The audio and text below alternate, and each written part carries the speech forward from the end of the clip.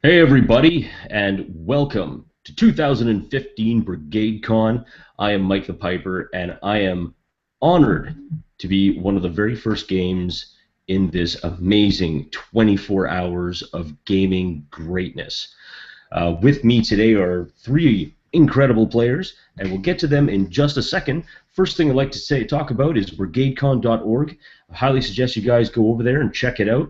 Support all the things. Bring your favorite Warhammer, laser blaster, shotgun, zombie brain encrusted baseball bat, and I want you to smash the hell out of that donation button for Child's Play, one of the fantastic organizations willing to help sick children get board games and video games just to help them just building up their morale. It's a wonderful thing, and I highly suggest you go in there and beat the crap out of that donate button. All right, so with me again, like I was saying, are three incredible players, and we're going to go down the line, starting with this one guy. You might have heard of him. He does this really cool game called Winds of Sir Celine. Beautiful, like piece de resistance, if you know what I'm saying. Give it up for Be a Better Game Master. Thanks, man. I think I'm just gonna quit while I'm ahead and stop making Winds of Sir Celine games. My name is Barker. I run the channel Be a Better Game Master. I am 1/4 of Absolute Tabletop, absolutetabletop.com. We're always giving away free supplements, and we have some supplements over there now. But yeah, exactly what Mike said. Child's play, child's play, child's play, and yeah, thank you very much. Enjoy BrigadeCon 2015. Let's kick it off right. Right on. And next, right beside him is a really good friend of mine. Him and I game together, kind of in an off-air home game. Phenomenal guy, Lionel. Why don't you tell us a little bit about yourself? Well, I hate having that intro right after Barker, but anyways, I don't have any channels. I just like to game and have fun. I was really stoked to see that I could join Mike's game. Hoping it's going to be a lot of fun. BrigadeCon's pretty awesome, and just make sure people are donating. It's a good cause, and a lot of people having some fun. Right on, man. And last but certainly not least, we have this guy. He runs a channel. Can't really think of the name. It's like a fistful of provokers or something like that. Matt, please, without any further ado. Thanks. I am Matt. I run the channel A Fistful of Dice, and I'm also one of the founders of Absolute Tabletop. Super stoked to be playing in your game, Mike. I'm a big fan of the Ironhead Chronicles games, and I think this is going to be a lot of fun. And I'll just echo what everyone else has said and say, please go to brigadecon.org and donate to Child's Play charity. It's a very worthwhile charity, and all the money that we're raising during this convention, every single penny of it is going straight to Child's Play. So definitely a worthy cause, and please find it in your hearts, your shriveled nerd hearts, to donate. I appreciate it. That's awesome. Our shriveled, cynical nerd hearts of doom. So just to let you know, for those of you watching at home, if this is the first time that you're tuning in, this is a 1920s D&D 5e. So we like, what goes better with swords and sorcery but guns? Because guns. And without further ado, let us begin the Fiasco on the Silver Dragon Express. Steel and glass, like a web of some arcane spider. This train station is the most beautiful thing that the Alliance has ever created. Woven girders and glass seem to catch the light at every single angle, highlighting a train station platform full of people. Some running, some hugging each other, tearful goodbyes and joyful welcomes. And everyone seems to be needing to get to a place as quickly and as hurriedly as possible. The three of you are standing together. Perhaps you've realize to yourselves that you need to get home. You are done with all of the war. You're done with the pain, the suffering, friends left behind, new friends gained. As you walk down towards the platform, excuse me, your eyes begin to notice that a large group of people are walking past an old, seemingly old gentleman. He sits there in a leather duster, holding a strange instrument in his lap. And as you get closer, you begin to hear him play.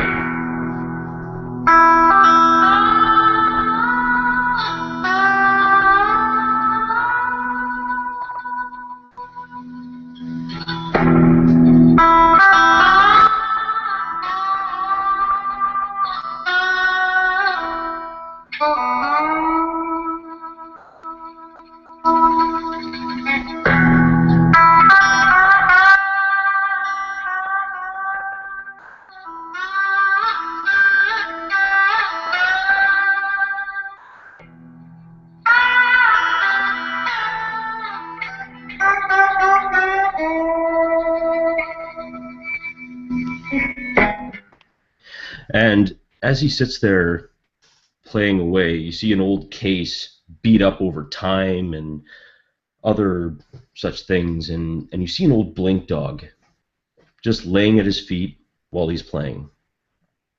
Case is open, a couple silvers, copper or two, just kind of sitting there. And he sits, and he plays.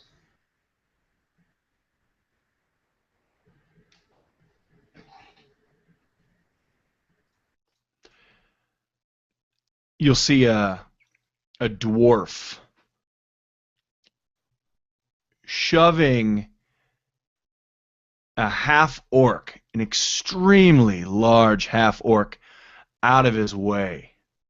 And he says, "Hey, get out of my way." And then he laughs like as he pats his companion on the back. His companion being Boris. "How about that music?" And the large half-orc, favoring his right leg, sort of looks down at the dwarf and says, "Yes, that is something, all right." And the orc comes forward and takes 2 silver and drops them into the case and just nods to the man playing the guitar.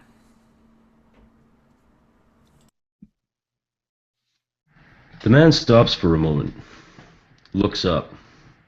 And as soon as he looks up, you kind of begin to notice that he doesn't appear to be of any race in particular that you're definitely not known of. His ears almost belie an elven background. But his skin seems off color, almost bluish. He wears glasses, but they seem to be darkly tinted. And a small soul patch down the front of his face. He looks up and he smiles. "Oh, hell, look at this. Oh my God, my brother. Hey, Copper, wake up, man. Shit, I've never seen an audience like this before. Well, at least not for a long time. Hell, boys, what brings you back here? Look at you. Damn, looks like you boys stepped right off the boat. Must have come from fairly while away. What can an old bard like me do for the 3 boys like you?"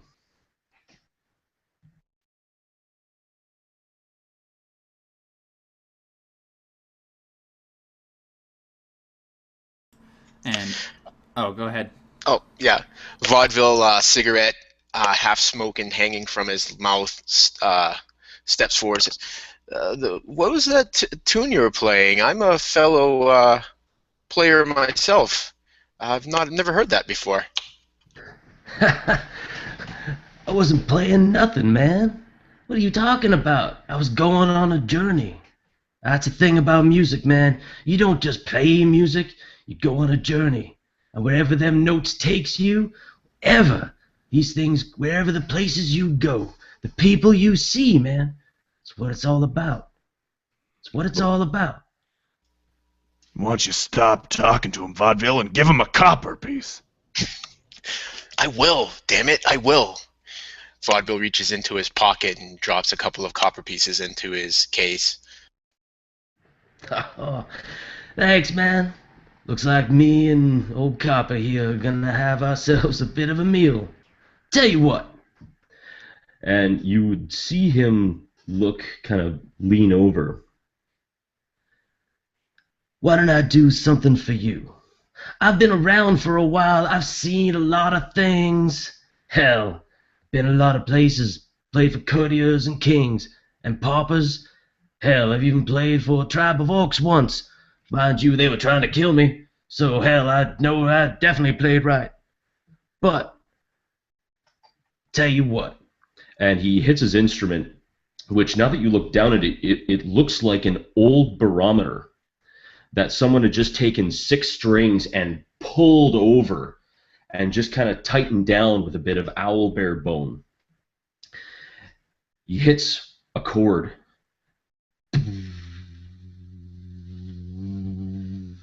And it just resonates throughout the 3 of you. And gain 1 point of inspiration. He looks at the 3 of you and, you know what, boys? Tell you what. You going on that train? He points down the line just at a group of, large group of people standing before what you can barely see as a train covered by the many girders and groups of people. Think you boys are in for a wild ride. I hope, hell, I'll even pray that the 3 of you make the most of it. So until then, peace be with you, brothers. And I'll just keep on playing. And with that, he goes back to playing his instrument. I would sort of, as he goes back to playing, I would sort of look at Vaudeville and say, what do you think he meant by wild ride? I have no idea. It's kind of ominous sounding, though, isn't it? He probably meant nothing. You know how those entertaining types can be. Yes, unfortunately I do. Well, present company excluded, of course. Of course, of course. What do you mean, of course? That one time at the Raggedy Inn, I was nailing it. You guys are dead. No. It's not my fault. No, you were not. I think Vaude was talking about himself, Stax. Yeah. He's always talking about himself. Keep practicing, though. Keep practicing. I'm telling you, you'll get it. You know, not everyone can play the triangle as well as you.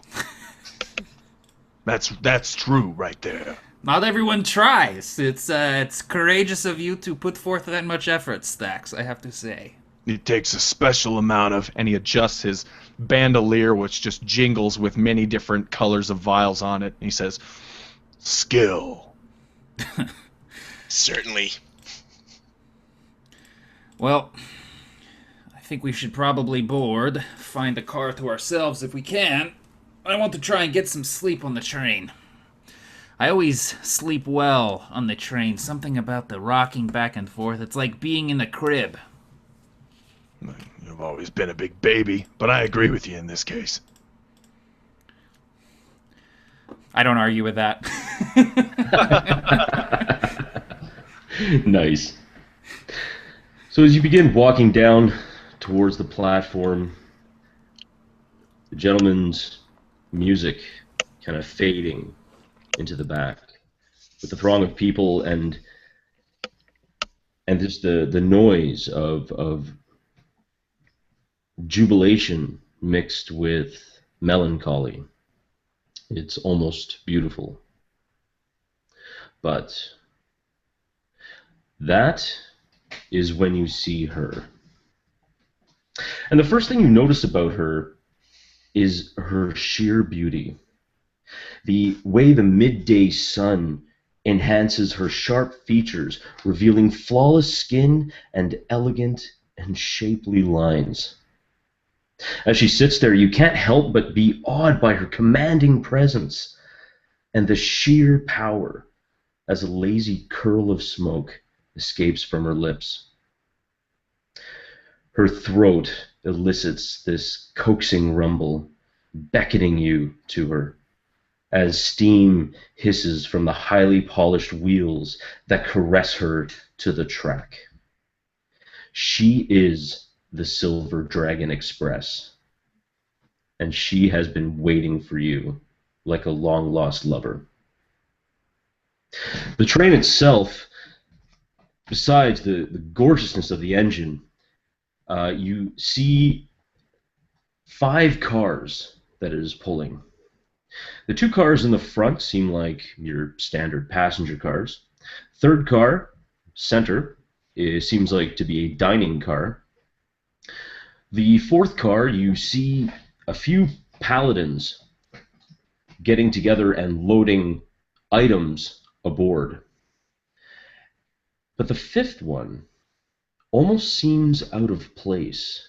It is an amazing silver and gold car that is just etched completely with religious holy symbols and bedecked with gold and just silver filigree with beautiful dark oak paneling.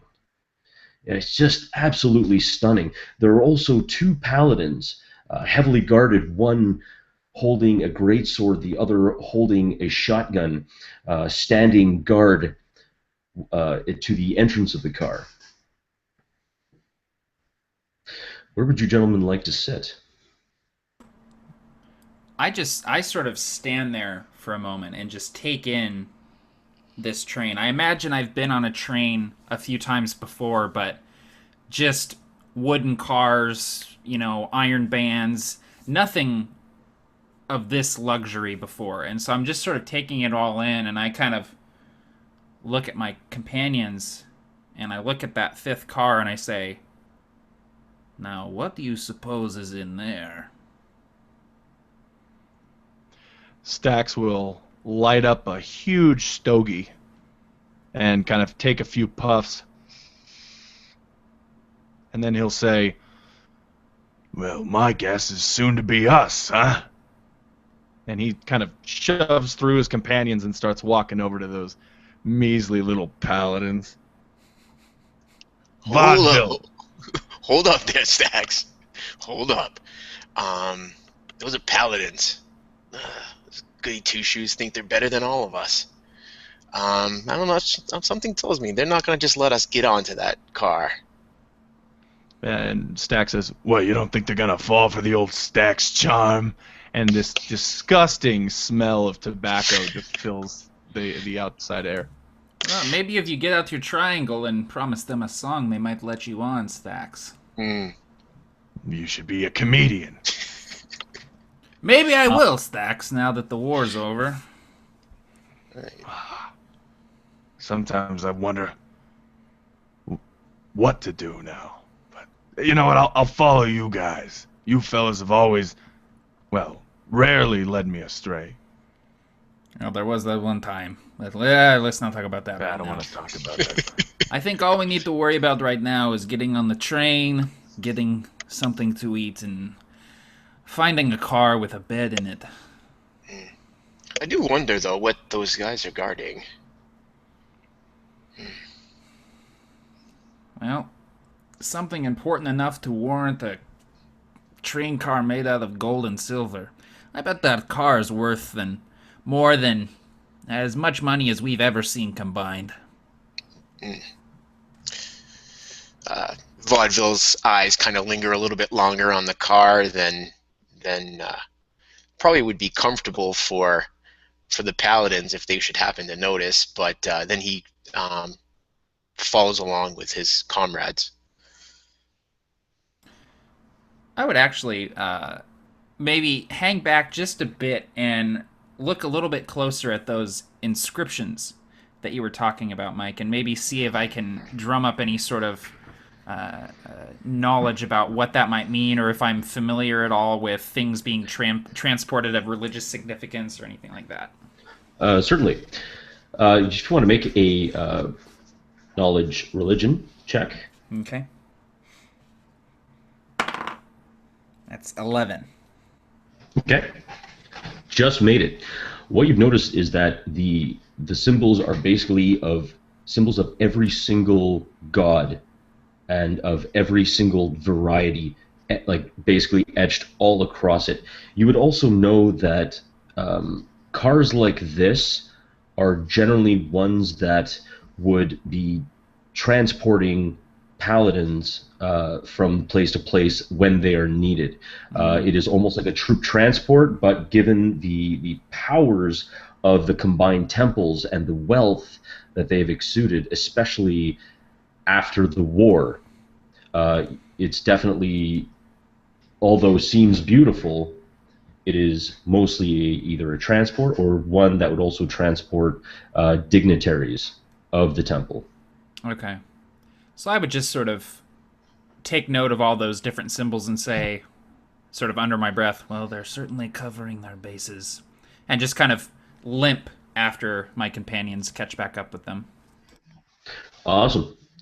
So are you gentlemen got a specific car in mind, or are you just going to hop in any single one? I think we'd probably, I mean, correct me if I'm wrong, guys, we'd probably be looking for one that seemed maybe as empty as possible, with a few people in it. If it's close to the paladins, Stax would probably shout out like something along the lines of, That car too good for the three of us? The paladins guarding the fourth car, the one in front, kind of both turn and look and give you a disdainful look. And as you turn around to follow your folks, you kind of spot out and you bump into a full-blooded orc. And beside him, you see another orc. As a matter of fact, you're noticing that there are quite a few full-blooded orcs. Quite a few of them in nice suits. Even some of them even in the flashy zoot suit that have been like really starting to permeate themselves into fashion. And you kind of look and it's there's probably about a good 10, 15 orcs. All willing to board the train, but they all seem to be boarding it in spots. So, like 5, 6 orcs here, a few orcs there, a few orcs there. At least into the first 3 cars. As I bump into that orc, I would kind of just really quickly look him up and down, and I would say in Orcish, like a common Orcish greeting, like, may the tribes persist, or something like that, as I just kind of nod at him. The one orc kind of looks at you as one would look at after stepping in something excessively foul. Half-breed, no good. Go away. I will gut you. And he kind of reaches his hand back and pulls away his long suit jacket, and you kind of see a scimitar kind of hanging at his chest, and he kind of like spits down at you and just kind of walks up. I just brush past him, holding my hands up. I'm totally used to this pretty much, so I don't want to cause any trouble, so I just brush past him, and I trot along, kind of limping to catch up with my companions, and I say to them, did you two notice an abundance of orc on the platform? Hadn't noticed, actually. Was too busy looking at the paladins guarding that coach. I could smell them from a mile away. No offense. Yeah. was If gonna they say, I smell, could I be only have half of forest. it, so it's fine. Yeah. In any case, just maybe just try to keep an eye out. One of them had steel on him. I imagine they might have some firearms as well. Yeah, good idea. Okay. Vaudeville nods. Maybe checking his holstered guns. Yeah, they're still there. So I'll give you a quick rundown of how many passengers are in each, and then you guys can decide whether or not, because you can obviously see the people going on. In the first car, the one closest to the engine itself, there are probably around 21 passengers going in. In the second car, you see about 18 passengers, 8 of which are the orcs, and quite a few of them are big, with the exception of one half orc. And that one really stands out in your mind, Boris. This half orc is slight, extremely slight, like almost waifish, like he was starving. Unlike all the other orcs that are dressed in suits and quite nice gear, this orc is almost dressed in rags. He's dressed very poorly, and his head is always down. There's a large orc, which seems to be the largest one in the group, just grabbing him by the cuff and smacking him in the back of the head and pushing him onto the cart, and that's into the second car. Into the third car, you see about 7 passengers get on, and about 4 orcs get in and sit down. So about 11 passengers there in total. Nobody gets on the fourth car, except for the 2 paladins. They start to climb up the gantry-way. And in the fifth car, the rest of the large group of paladins go in and shut the doors right away. And that's all you see.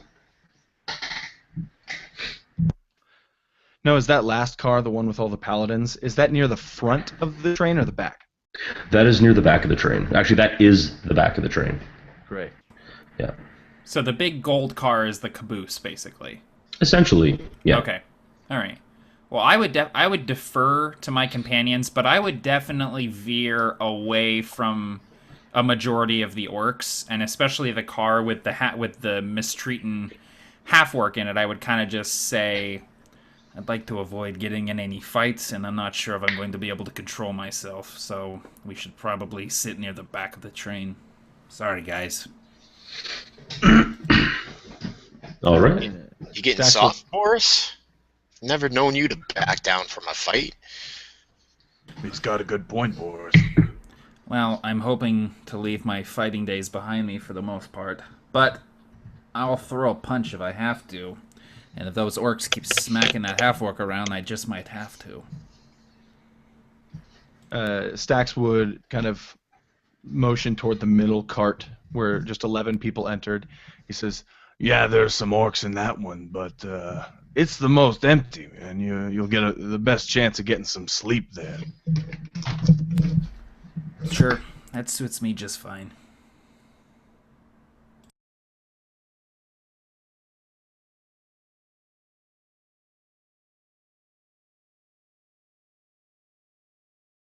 and Stax will begin heading that way with his companions toward that center cart with the 11 total passengers, 4 of which are orcs, but yeah.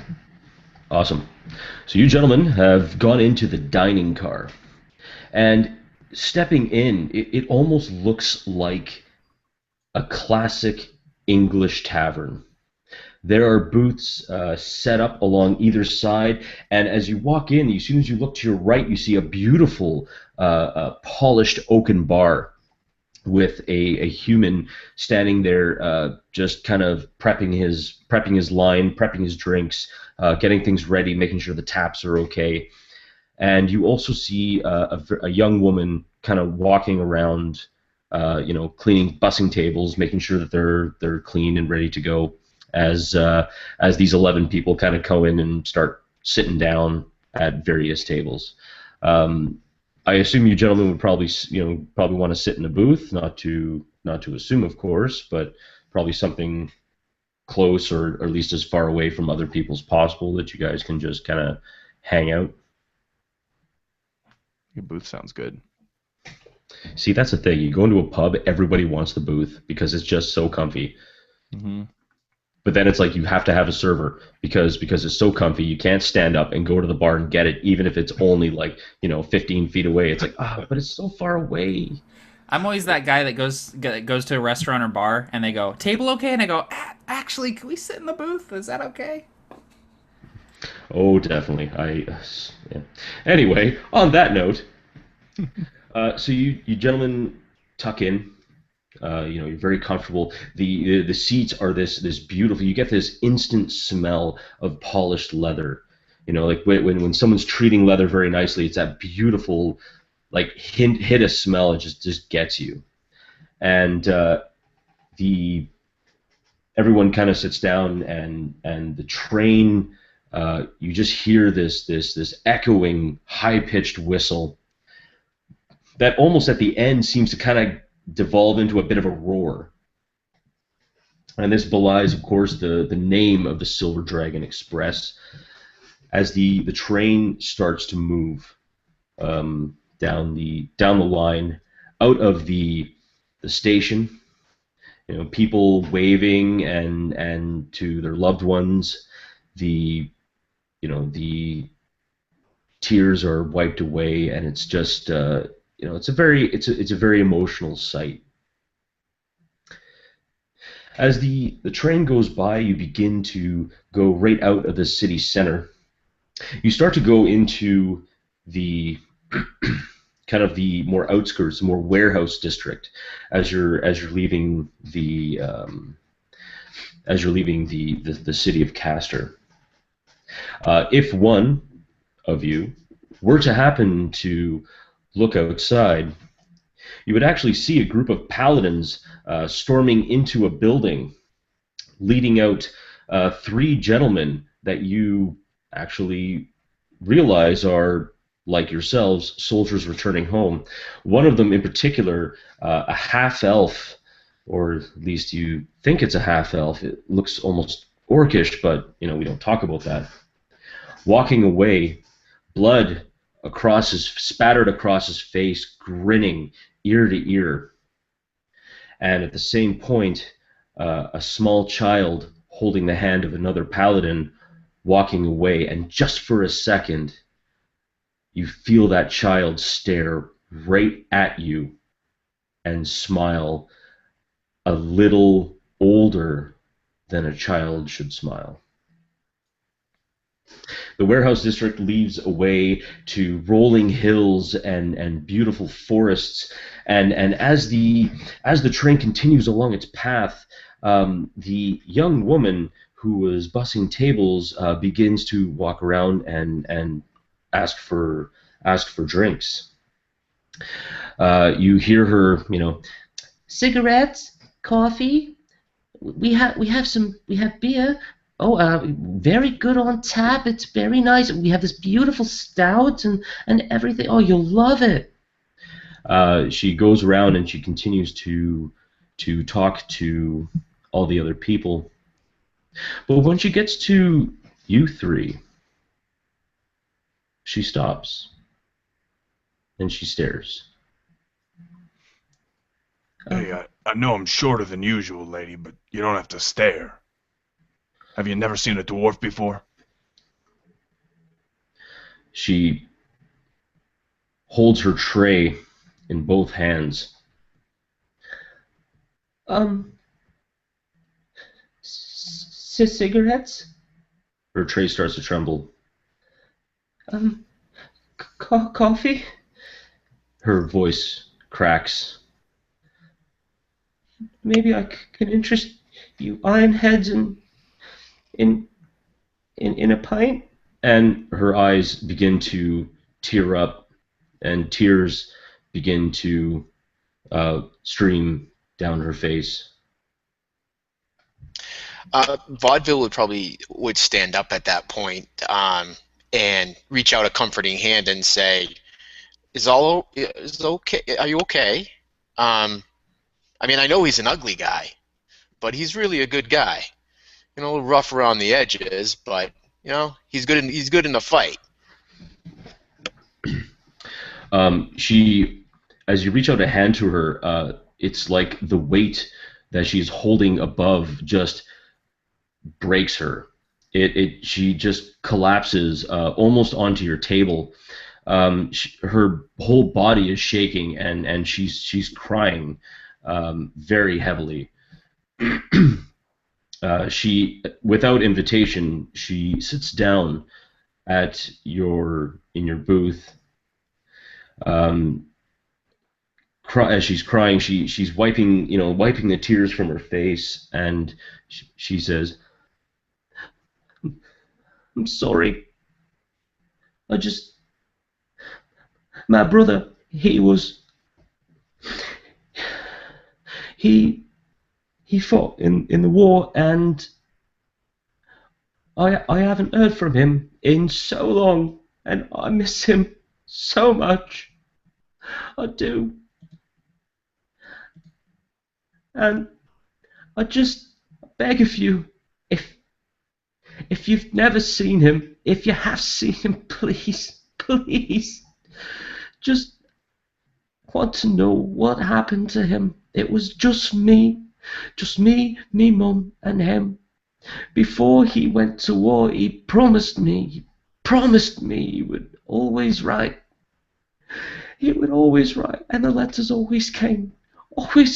Always on a Wednesday. And until one day, the letters stopped, and I miss him so much. He was driving one of those new fancy vehicles. They were riding over the trenches or something like that.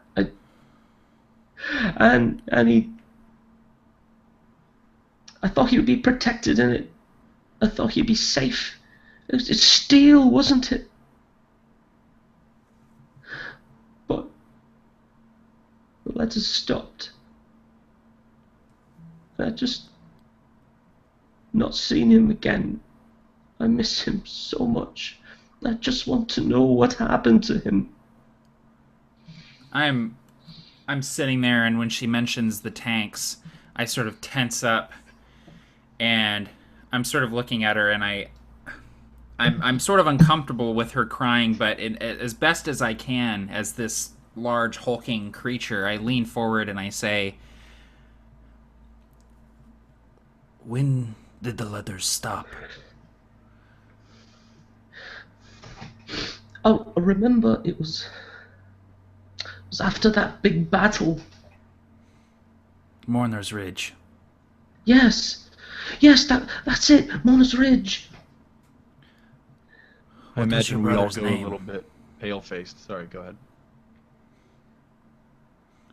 What was your brother's name? Letho. His name was Letho. And he was a good man. And I miss him. Does that name sound familiar to me at all? You tell me?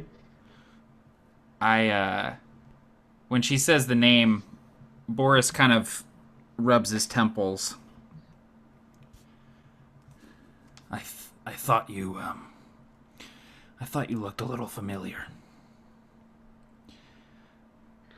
And I look at the other two, and I look at her, and I say,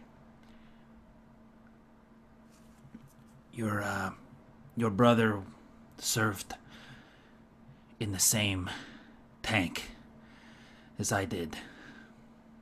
Served together a long time. I'm a sergeant. Sergeant Borislav. As you say served under me. As you say your name, her eyes kind of perk up. That she kind of looks and doesn't just look at you, She looks through you, like as deep into you as any person can look. And you, Sergeant Boris, he told me all about you. How you were so brave and you fought so hard. I mean, yeah. No, Stax is right. We all gave equally. Some of us gave more than that at Mourner's Ridge. I'm sorry that you have not been contacted, but they tell me they're still tallying up the dead from that battle. Your brother was the driver in the tank that I commanded. We were defending the left flank. The Tieflings broke through and routed everyone in the trenches. They clambered out of the trenches as the spells came raining in. Our 2 other tanks got taken out pretty much immediately. So it was just me. Me, your brother, 3 other men in the tank. I had a decision to make. I could either retreat with the rest of the platoon, or we could stay behind and cover their retreat. I made the call, and I was the only one who walked away from the tank as a result. Your brother, he was a brave man. One of the best men I ever knew. And his death meant thousands of saved lives. I'm so sorry. So, in the end, he was a hero after all, isn't he? The biggest hero I ever knew. He drove straight into the Tiefling ranks.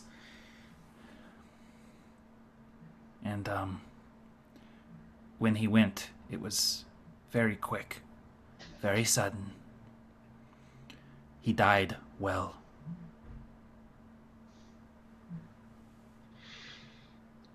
She sighs heavily and looks up at the 3 of you. Who can ever die well? She grabs her tray and she gets up. She has a small, like almost like a bag, a satchel. She lifts it off her head and she sets it down on the table in front of you 3. I was going to give this to my brother. He was supposed to be 24 yesterday. But I think this would probably serve you better.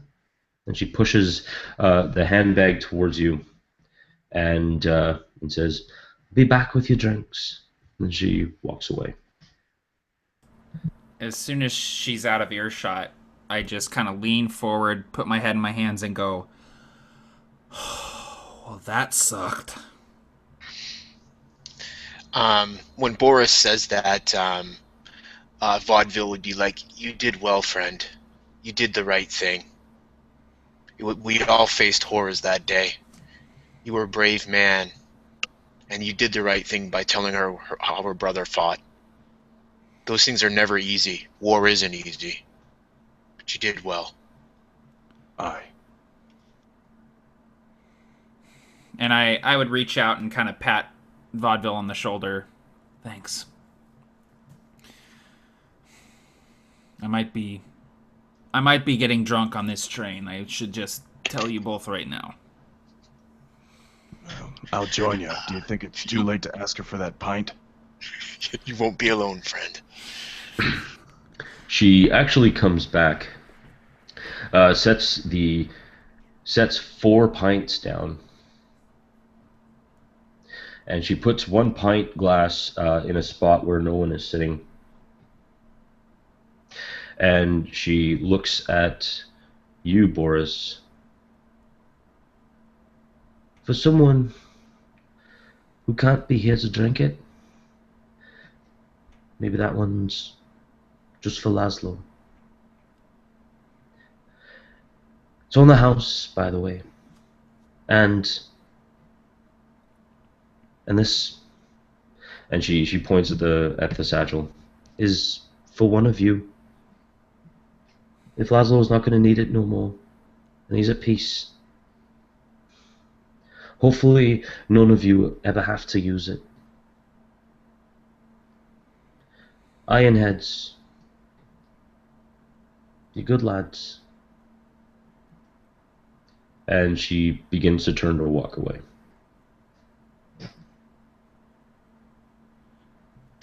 As she walks away, Vaudeville would just try to catch her attention and say, "We were all lucky to know your brother.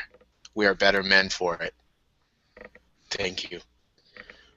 She doesn't really turn around so much. She just kind of cocks her head back so you can see the side of her face, and she just nods her head and carries on serving all the other patrons. All 7 of them.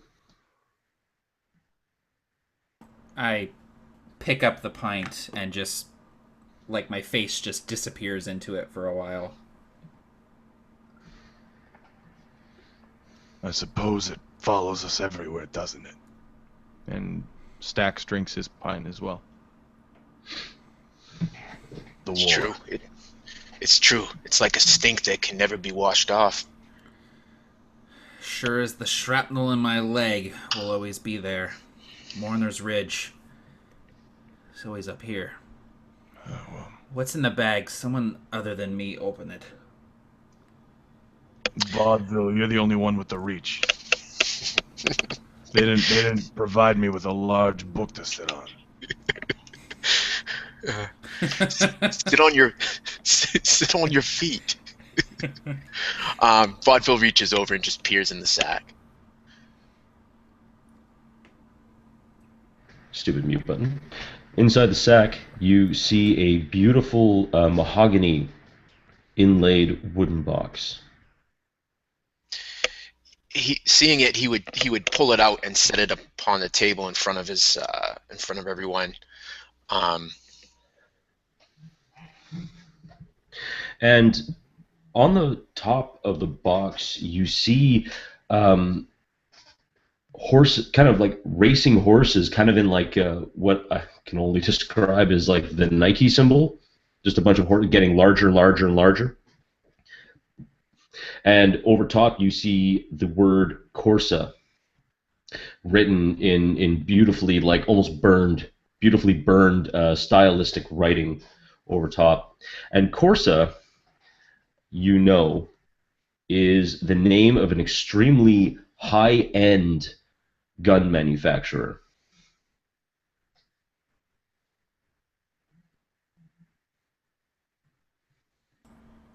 Is that what I think it is in there? We can only tell by opening, and with that, Vaudeville reaches over and lifts the lid off of the box. Inside, you see a beautiful maroon velveteen covering inside, but of course your eyes are drawn to the beautiful etched firearm sitting in there. It is a beautiful 6-shot revolver that is like basically carved with symbols of leaves and beautiful etchings all throughout, almost in black though. So not like gold. It wouldn't be like gold filigree, but almost be like an onyx filigree throughout the pistol. The handle is such a beautiful leather, like a supple leather, that it doesn't even look like a standard cowhide or sheep. It seems to be something more. But you're looking at one expertly crafted handgun. I guess as vaudeville lifts the lid off, and it truly is what we all suspected, is like he just has like an intake of breath. He's like, oh, I've never seen one so close, and he reaches out and just, it's like he doesn't even dare to even really touch the filigree. He just kind of just traces his hand across the top of it without even really touching it. And he looks over to Boris and he says, it's only fitting that you have this. Oh. And Boris has kind of leaned forward, and he's actually put his hand over his mouth so that he doesn't breathe on the gun as he's looking at it. And he looks up at Vaudeville and he says, "No, not. These hands are not good enough for that gun. That is a work of art."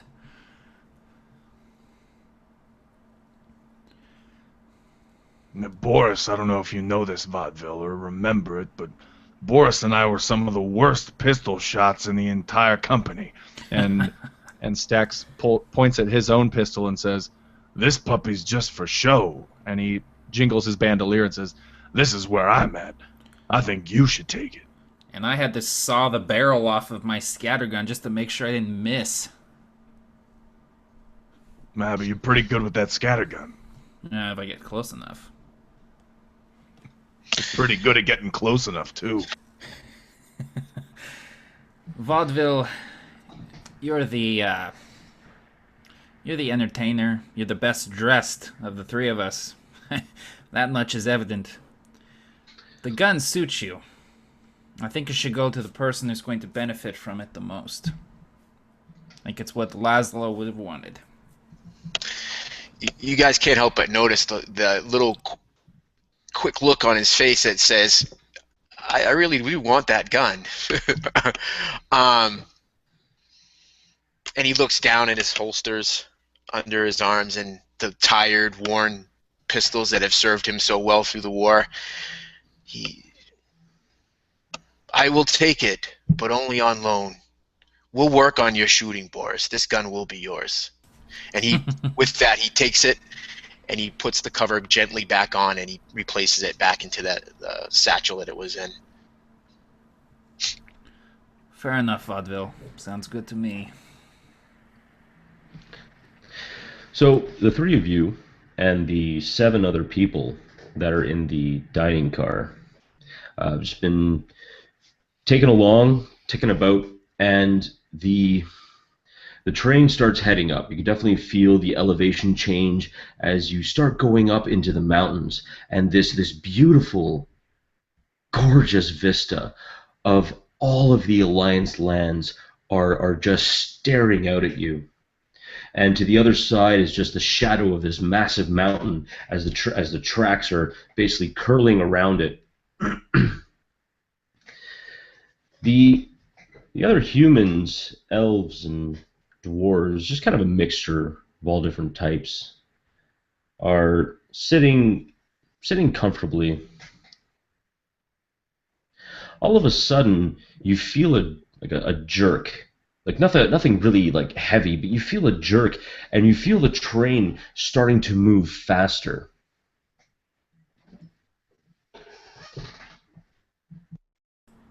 I kind of reach out and steady myself on the table as the pints kind of rattle as the train picks up speed. Anyone else feeling that? Vaudeville nods his head. Yeah. I look out the window. We're not going downhill. Not sure why we're picking up speed.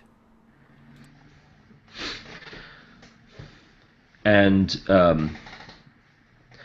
as you are sitting there kind of questioning WTF, 2 of the orcs kind of brush past your table, open up the door, and begin to walk through to the next cabin in front, kind of looking at each other, nodding their heads, and they move.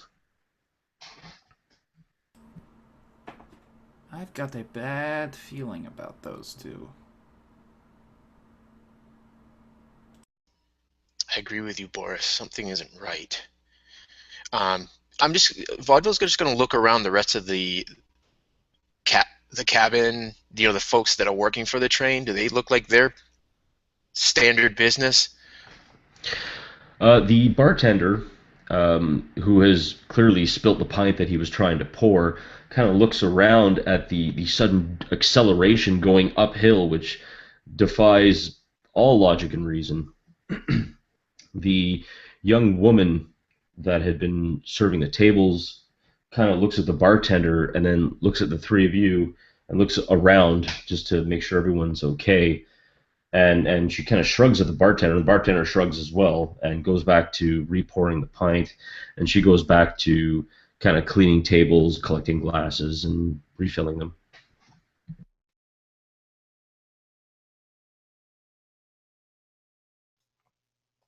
Yeah, I think we should keep an eye on him as much as we can. And Mike, you said that 2 of the orcs went to the other car, so there's still 2 in here, right? You do not see them. Oh, okay. So I kind of do a quick cursory glance, and I say, the other 2 are gone too. And they did not walk past you to go to the front. You do not see that at all. So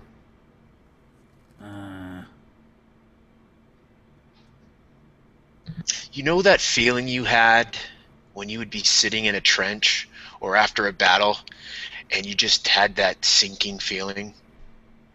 I'm having that now. Yeah, I feel like an artillery shell's about to drop on our heads. I've been feeling like that ever since the war. What makes you think this is any different? Because there's a bunch of orcs in suits on this train, and it doesn't bode well. Didn't you say one was armed, Boris? Yeah, big sword under his coat. And it was hidden. That doesn't seem right. But he was quick to show it off, which means they're looking for a fight. What do you say we pay for our drinks and move up a car, try to find a place to sit? That sounds like a great idea, but we only have 2 choices when it comes to cars. We could go to the Paladins, or the place where now pretty much every orc on this train is sitting. Now, maybe we should go and see if the Paladins, maybe let them know about it. Report suspicious activity, that sort of thing. That's a good idea, too. Yeah.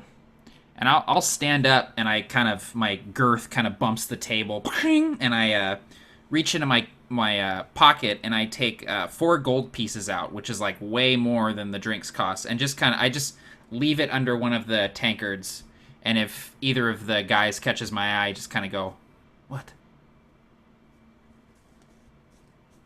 I think Stax would nod, understanding kind of the weight of the person that we're tipping in this case. I would nod to Stax and just say, "All right, come on, let's go."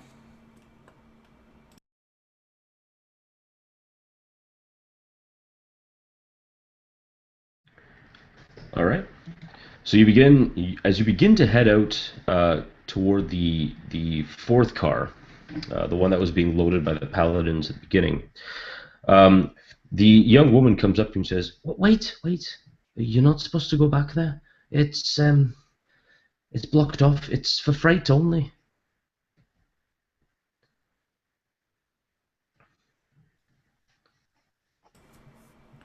For freight, well, I think we just saw 2 orcs go back there. Are you sure? That's odd. I mean, they posted 2 Paladin guards there, but if you want to have a look, you can. But just try to stay out of trouble, okay?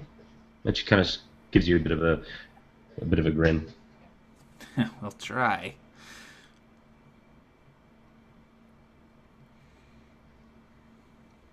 And I would kind of, I guess, just head to that back car, making sure that the other 2 are following me.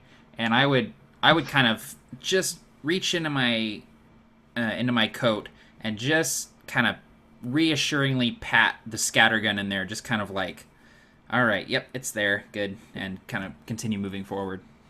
or backward rather. Right. With trained precision, Vaudeville does the same thing. He just does make sure his pistols are ready. Maybe he pulls them out, makes sure they're loaded. And he even goes so far as to grab the new pistol and takes it out of the case and tucks it in to his belt out behind his back. Maybe he catches his compatriot's eyes and he goes, doesn't hurt to be ready. Let's check it out. So as you head towards the door, there is a glass window that kind of leans out into the door, and you can just kind of see a bit like boxes, like tons and tons of crates, and a few casks. Tell you what, make me a perception check. Anyone who feels that they would definitely do the best at. Yeah, I would. Stax is not very good at perception. I'm actually fairly perceptive, and I went ahead and rolled and got a 16.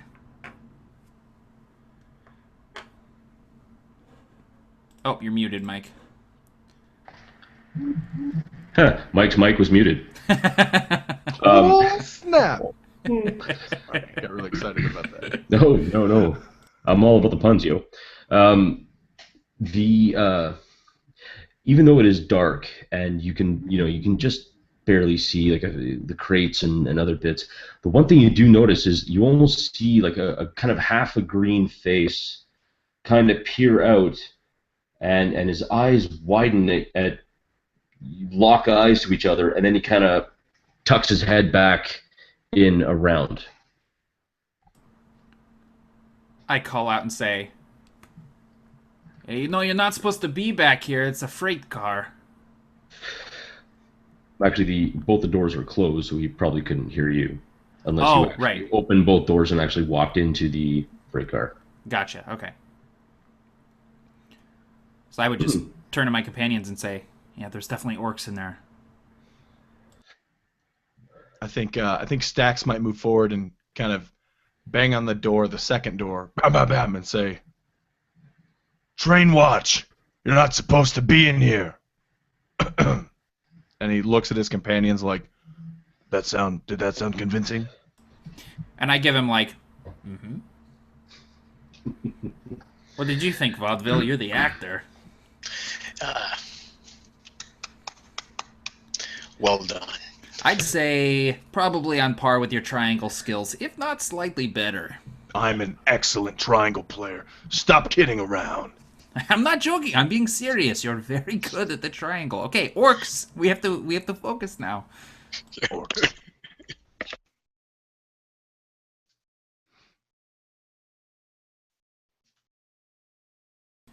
Mike's mic is muted again. I swear to God, I'm gonna hit this thing with a hammer until it learns. It has to learn.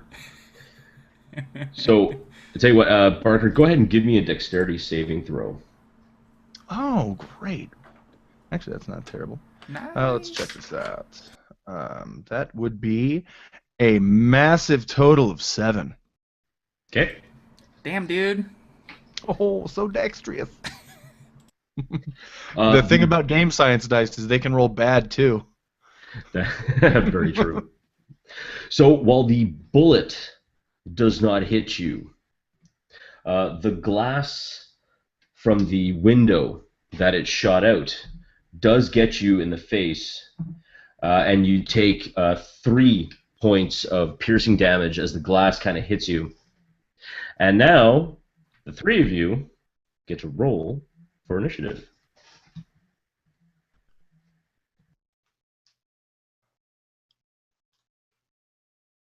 You'll hear a grunt, but almost after the fact, like he's hit, and then it's kind of like looking at his companions going, "Oh!" And that is a 22, so we'll post these in the chat. Nice. Okay. Well, Stacks, you're definitely top of the game.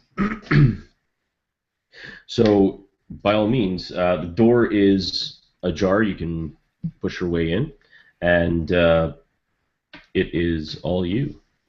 Stax will shove his way through the door, and as he's doing it, he's pulling a vial from the bandolier that's across his chest. This is like a thick absinthe green vial, and he yanks it off, and it pulls his bandolier subtly, and you hear kind of the clinking of vials as he yanks it off completely, and he walks in there and says, "Ain't no orc ever do that to me," and he, not even looking, he just opens the door, and the first orc that he sees, he says, "Take this!" and he throws this vial of green acid at this orc, and it should splatter all over him. Would there happen to be another orc that's 5 feet away from this one? Oh, you're muted. This is all going to work out eventually, one of these days. You don't have to tell me if you don't want to, man. Are there tier 2 in like close proximity? No, Okay. there's not. That's fine. And even if there were, I'm like so haphazardly doing this. So I would just go in there, yeah, and I would throw this vial of acid, and that one will need to make a dexterity saving throw and beat oh my gosh, spell save DC 12 plus my number or 10 plus my number. Quick, guys. 8. It's 8 plus proficiency plus your spellcasting modifier. Okay, cool. So that is a total of 12. They have to beat a 12 on dexterity, and if they don't succeed, I believe they take 1 damage. If they do succeed, they take 2 damage. Wait, you mean leave some for the rest of us, Barker? Hey-o! Hey, OP! They don't call me just a tit for nothing. All right, thanks for coming out, everybody. We had a blast here. Hey, hour and 10 minutes in, first dick joke. Okay. I'm surprised it took that long. So he definitely does not make it because my die doesn't like me, which is, I guess, good for everyone. And he takes 1 point of damage. He takes 2 because he didn't make the throw. Take your 2. Stop trying to half-ass me. I do what I can. Unlimited power! Okay, vaudeville. So as Vaudeville quickly reacts to the glass shattering and Stacks running in there, he just weaves his way past Boris, who was kind of blocking much of his way. And as he's doing so, he reaches back behind his back and draws out that beautiful pistol that, what was his name? Loth? Whatever. His sister had given us. I really wasn't paying attention to the story. I was more interested in the drink. He draws that pistol out and he grabs his other one out and he runs in there and he just starts guns blazing. So he's going to shoot the first thing that doesn't look like Stacks. That would definitely be a good thing. Because I was thinking that might be a good thing. Yeah, I didn't really prep for PvP, so that's. The first one was a 9, and the second one was a 23. Okay, well, I think it's safe to say the 23 makes it. Was that a natural 20 or? No. Okay. All right. Well, the 23 definitely makes it. Roll your uber amounts of damage. All right.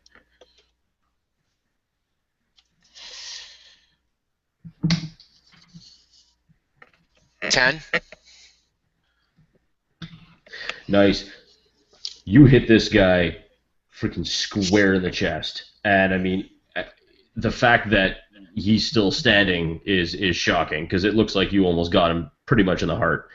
He pretty much collapses Right. and he's looking real bad. So that just Boris, goes to show yeah, you, beautiful gun doesn't necessarily mean beautiful shot. there you go. That's like saying I'm going to use the 9-iron, this specific 9-iron, because it makes me better at golf. And I guess that's my bonus action. I'm just going to take cover behind one of the crates.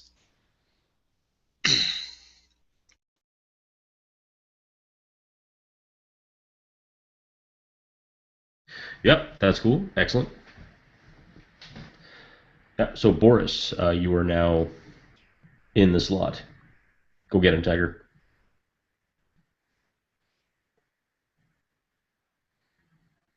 Sorry, I was messing with my overlay. Okay, so so are there no orcs left in the cart that we can see now? Because the other one dropped. The one dropped, not dead. Oh, okay, cool. He's still kicking, and he's hurting real bad. Okay, so what I would do then is I sort of unsling my lever action shotgun from under my coat, and I just sort of stalk forward into the car, and I'm gonna get as close to this guy as I can, and just aim my gun down at him, and I'd like to try and intimidate him, and I just say, drop your gun and you'll live. Fair enough. Roll me an intimidation check. Okay. Bah, 11. You recognize this one orc as the one who you briefly spoke with so nicely. Oh, the one that was a dick to me out on the platform? Yeah, that guy. Okay, I might just kill this guy then, I don't know. And as he looks at you, he almost smiles through blood-stained teeth. Half-breed. And he pulls out his gun,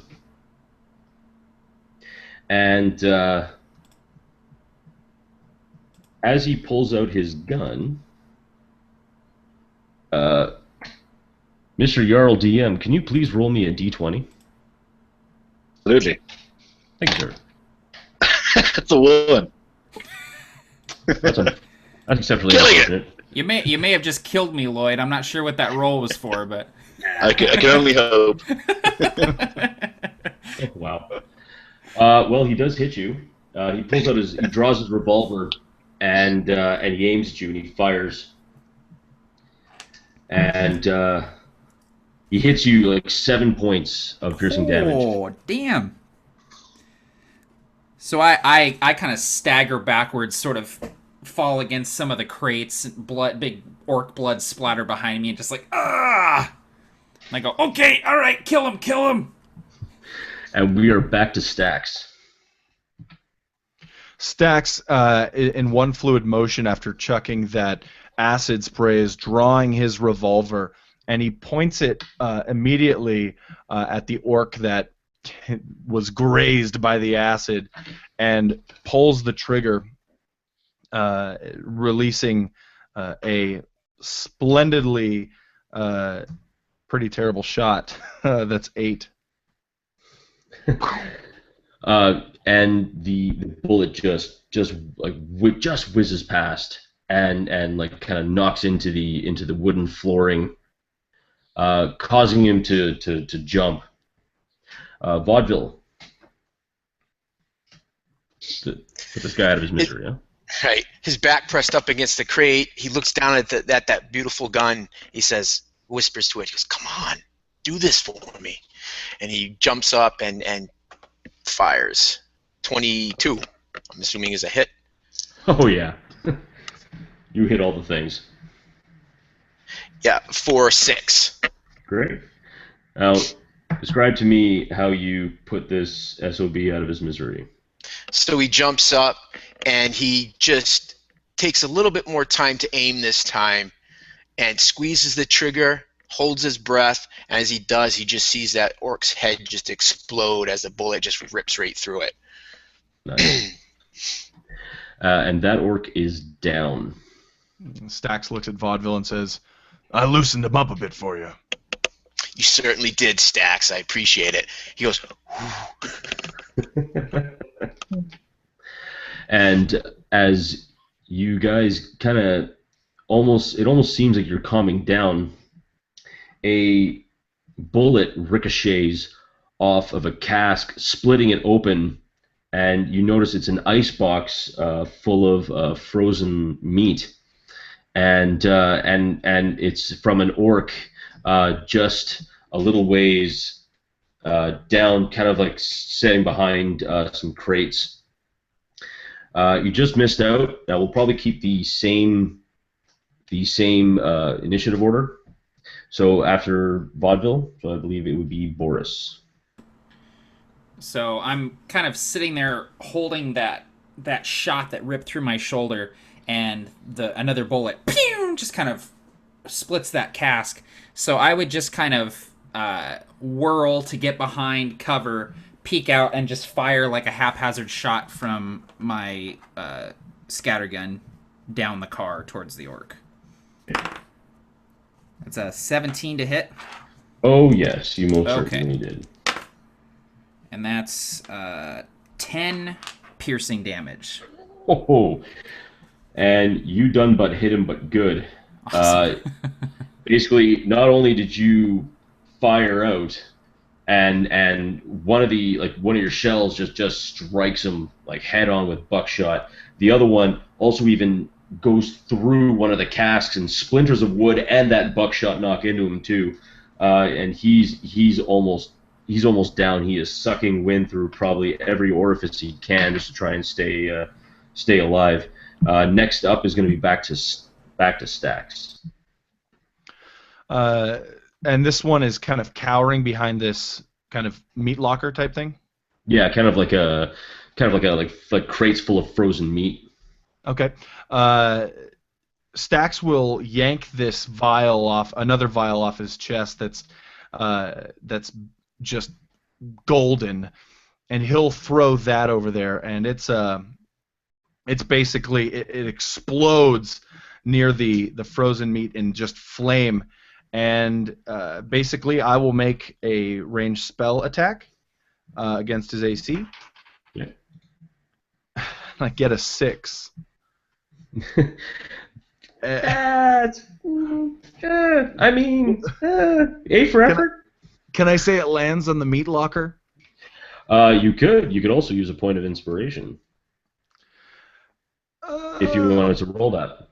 You know what? I'm going to save that point of inspiration, and I'm going to say it blows up near the meat locker, and just in a moment I'm going to shamefully, like there's a shameful face that my companions can see on me after like my third awful attempt at contributing and just basically setting this train car on fire, and he says, Well, we have some cooked meat for us if we want it later. It's no good frozen. I had to, you bitch. I'm sorry. I think we're good. I think we're good. I mean, there we go. That's cool. Sorry. Next up is Vaudeville. Next up is Vaudeville. So, where is that orc shooting from? Is he in the car with us, or is he shooting from? Okay. Yes, he is. Yeah, he's kind of like behind some crates, and he's just kind of like leaning out and trying to shoot you. Okay, so Vaudeville's actually a little bit surprised, which he doesn't like. He usually likes to have the upper hand. He's thinking the fight's over. So he just quickly fires off 2 rounds. And first one was a 16, and the second one was a 10. Nice. Okay. First one misses, or sorry, correction. First one hits, second one misses. Okay. 4. And do +1 weapons actually do extra damage? That is correct. It does do +1 damage as well as +1 to attack. 14 for that shot.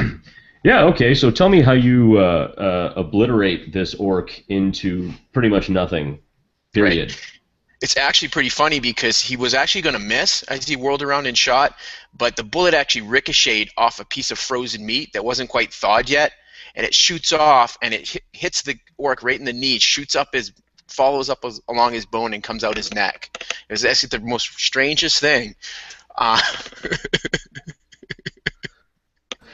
Oh, that's beautiful. That is just a work of art right there. and not willing to stand out in the open, he is going to use his extra move to attempt to kind of obscure himself in the crates. For sure. Seeing that shot, I'll just say, maybe I do want that gun on second thought. So before Vaudeville spirits himself away behind the crates, he just gives a quick nod to Boris and says, "Told ya!"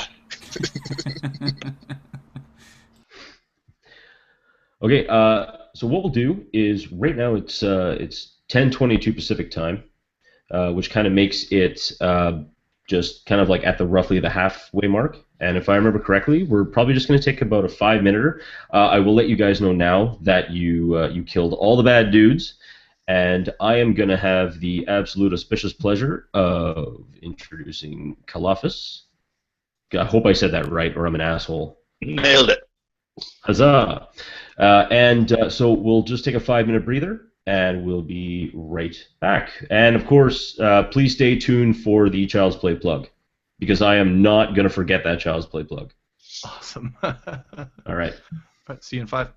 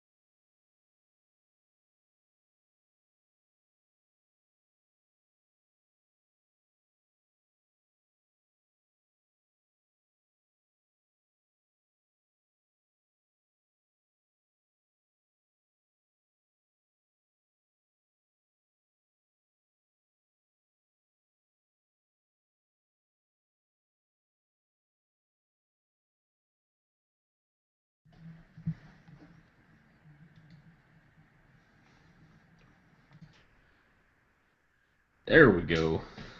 And he's back. So, to everyone, and holy crap, there are 17 people. I'm not going to lie to you. I know that doesn't seem like a lot, but to me, that's the most I think I've ever had watching one of my games. So, to all 17 of you, thank you. You're Very cool, crazy, man. but thank you. Oh, there's 19 now. Oh, jeez. So I was going to go through some of these really cool comments. D20 plus one, best Locrius impression ever. To that, I will respond by, thanks, man. You know, I'm telling you, like, I just got, once I get the practice in, and once I just get my groove on, and don't worry, before any of you think that I'm mocking him, I asked him first. So, none of that. None of that. And yeah, Locrius has been really cool about it, and does not think that I'm an insane stalker in any way, shape, or form. I totally am. I don't even beat around the bush about it. I totally am. No, that's fair. Yeah, I That's message fair. him like once a day, telling him he smells great. You smell like jasmine. Yeah, sorry, Mike. It's like 6 a.m. here. I just What? slept, No. slept right through my alarm. Oh, dude, man, no, it's cool. It's cool. Don't even worry about it. You know, these things happen. That's why I'm not sleeping tonight, because I'm afraid that I'll sleep through your game tomorrow, Lloyd. So, well, Right. today for you, tomorrow for me. So, Yeah. Yes, that is very true. So, just before we jump back into things, just to let you folks know again, please go on to brigadecon.org and hop into the Child's Play donations, and hey, bring your best TIE interceptor and laser blast the hell out of that donate button, and please, because you know what we're doing is not only are we having 24 hours of awesome role playing and just fun games and enjoying each other's company, but we're also doing it for a great cause. So if you guys can spare the time and spare the money, please give to such a worthy cause. And also, I would just like to just kind of one-up Geek and Sundry and then like find their next video and then, hey, you guys remember when you donated this? Well, actually, we donated this. So in your face, you know, like, I like Will Wheaton, but you know, when you can shove it to like a really big group like that, you know, it's just, it makes you feel good inside, but in a bad way. All right, well, I got a brand new beer, and it's called Steampunk, and it tastes just like steampunk does, which is wonderful. A hint of smoke and iron. That's what you want from your beer. It does. It tastes like smoke, iron, and eagles with monoculars, and like clock oil, like gear lubricant. a little bit. I can taste Yeah. just a little bit of Switzerland in here. It's Yep. wonderful. Like questionable banking practices, chocolate, and clocks. It's fantastic. Hidden I love gold. Oh, we don't Killing talk it about tonight, it. See, this is what happens when I can actually drink for a game as opposed to just drinking water. You know, for one I'm like nerves like this, and the other I'm like, oh man. I don't advocate like drinking, but this takes the edge off.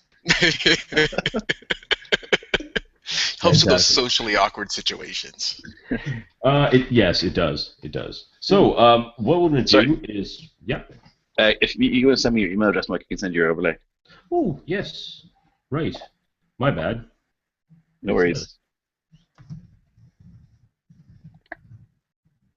So what we'll do is, as we're waiting for Barker to get back, there's supposed to be an M at the front of that, just to let you know. Yeah. Okay. Ike. So what we'll do is we'll just kind of roleplay the scenario out. Maybe Stax is just kind of hanging out, being a dude, checking his potions like a bra.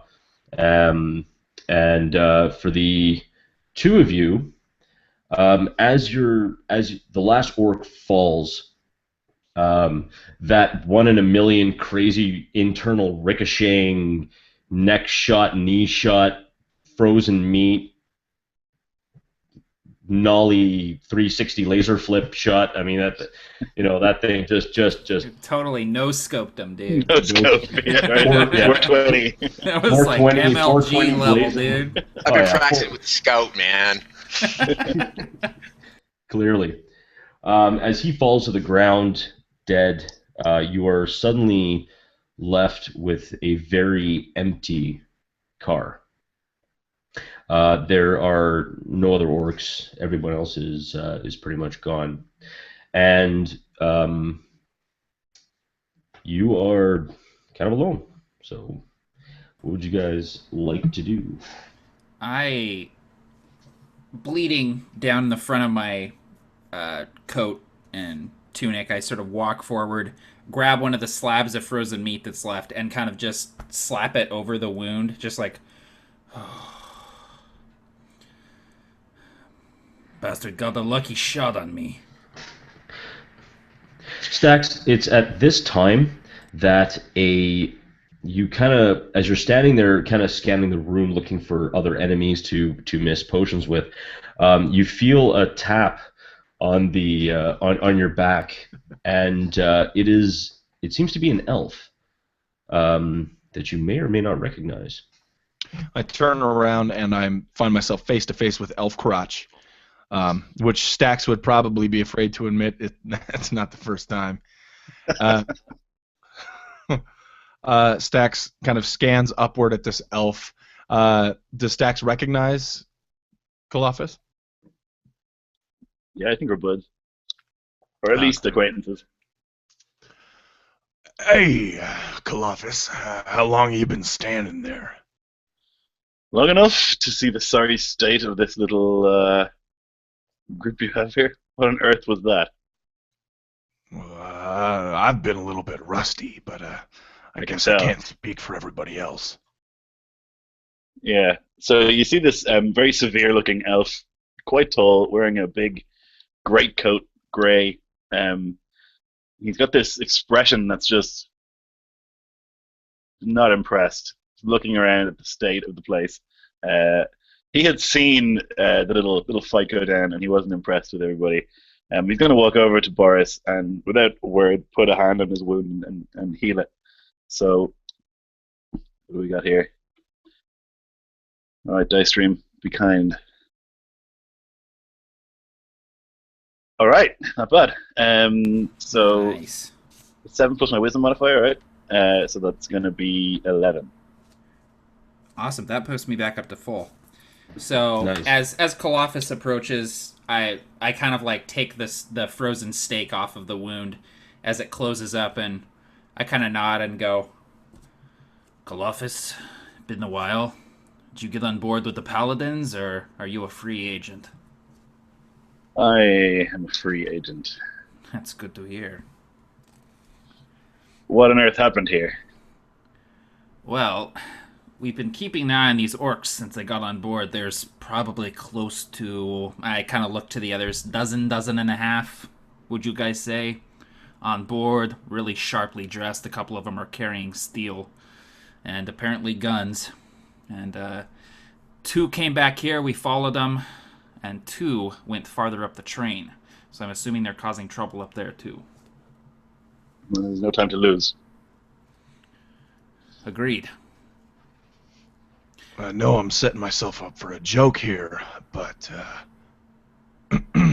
Kalafis, And he points to his bloody face, says, can you fix my face? There's not enough power in the Great Lord to fix what's wrong with your face, so I could try and heal your Low-hanging wounds, fruit. Yeah, he'll turn your healing away. He'll be like, no, I don't need perhaps.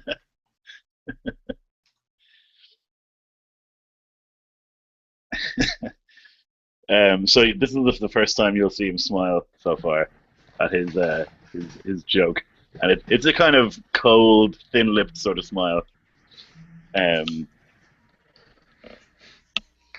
Yeah, there's no time to lose. We need to find these orcs and take care of this. This cannot be allowed. I'm curious as to what they are doing on board the train. Could they be trying to, I don't know, reroute it or something? There are a great many soldiers returning home on this train. They might be trying to get one last shot in.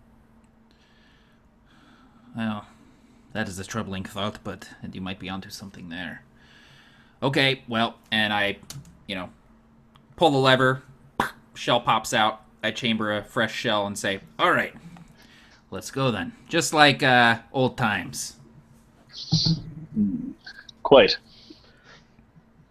So, where would you gentlemen be heading? Towards the Paladins in the 5th car, or back up to the front of the train? Yeah, I don't know if we want to head back and try to warn the paladins. I mean, they may have even heard the fight. We were sending bullets every direction, but either back to the paladins to warn them, or back up to the front to stop whatever the orcs are doing up there. I don't know. What do you guys think? I wonder if we should keep going back to the car with the paladins in it, just to kind of warn them. And the other thing is that we only thought 2 orcs went back here, and there's actually a third, so maybe there's even more. Perhaps it would be best to ask the paladins to patrol the rest of the train while we move forward to find the other orcs. A good idea. I'm sure I have some swing with them. Yes, I was just going to say maybe you should do the talking, Colossus. You Although are the prettiest one of us. we did see something sort of odd when we were getting on the train. I have to mention it.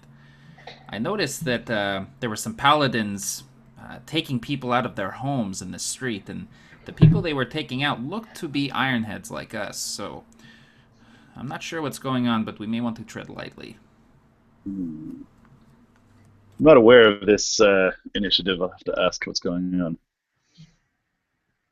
Interesting. So I would just sort of get behind Colossus and let him sort of lead the way toward the paladins. Yeah, and the paladins are in the next car over. As you walk towards the door that leads to the last and 5th car, you see nothing but the back of the train and the rails. There's no 5th car. It's gone. It's gone. Oh, shit. Oh, shit. Oh, shit. Shit. Why not? Shit. Oh, poop noodle everywhere. Vaudeville's halfway through loading his second gun, and he's just like, shit. Well, they made off with the car, so that's a thing. It's gone. Do we see it down the tracks or something, or have we gone too far? You've gone too far. It's quite a ways down. When we accelerated earlier, a few minutes ago, it's because we were losing weight. They disengaged the car. Matt, It's long gain gone. 1 point of inspiration, buddy. Oh, Nice. cool. Your Very wits are quick strange. today, Boris. I'm always quick. What are you talking about? Oh, that's what I meant. Spot on as always. I have 10 intelligence. It's average. The Ironhead General's always awarded him constantly for his hindsight. Flawless hindsight, yes. A good skill to have. All right, well, to the front of the train then, I guess. If they're knocking cars off, we're going to be going backwards real quick if we don't get out of here. Very true. With a dramatic swirl of his coat, he will turn and march with his heeled boots towards the next car.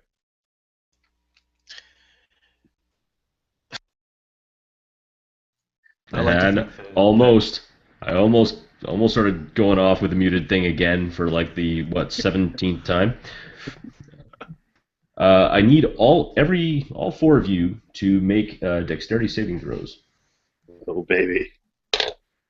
Oh, yes. All right. All right, that's going to be a 23 from Kalafas. Nice. 13 for Boris. Nice. 12. 17. Cool. So all of a sudden, the train you hear the squeal, the protest of brakes, and the train just suddenly just heaves to a massive stop, throwing you guys off your feet for the most part. The most of you stay on, but unfortunately, Vaudeville, you tumble over, and you kind of just hit the ground. Doesn't cause any damage. You got to pick yourself back up. but suddenly the train is just coming to a stop. All right, there's absolutely no time to mess around here. I'm going to try and charge through the door to the next carriage, trying to get to the very front as quickly as possible. As Colossus runs forward, Vaudeville looks at Boris and what's the dwarf's name? Stax. And he goes, "Should we have told him about the other orcs?" I think he knows. And I go, yeah, follow the elf, and I pick up my gun from having dropped it as I steadied myself as the train stopped, and I just take off after Kalafis, hot on his heels. Yeah. Vaudeville kind of rolls his shoulder where it slammed into the floor, and then runs after his friends as well. Stax will take a large pull out of his stogie and realize that half of it is burned off by the fire that actually a little bit got on that part, and he just chucks it and runs off as fast as his little legs can carry him. All right. Right on.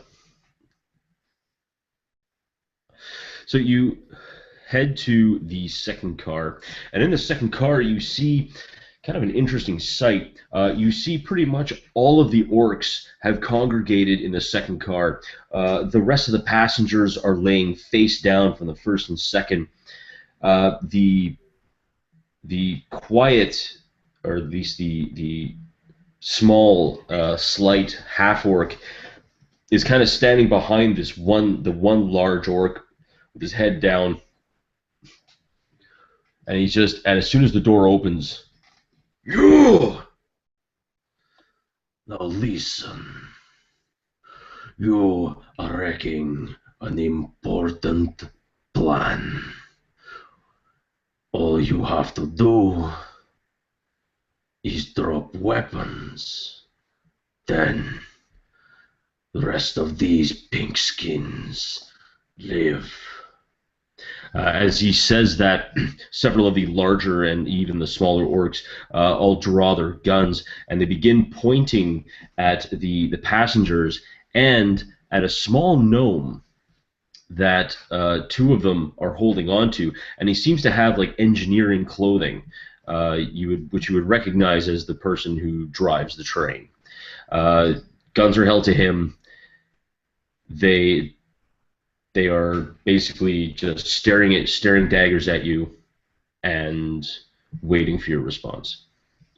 Kalafis will begin unbuttoning his greatcoat. You'll see underneath he's got a suit of chainmail that's showing just a little bit.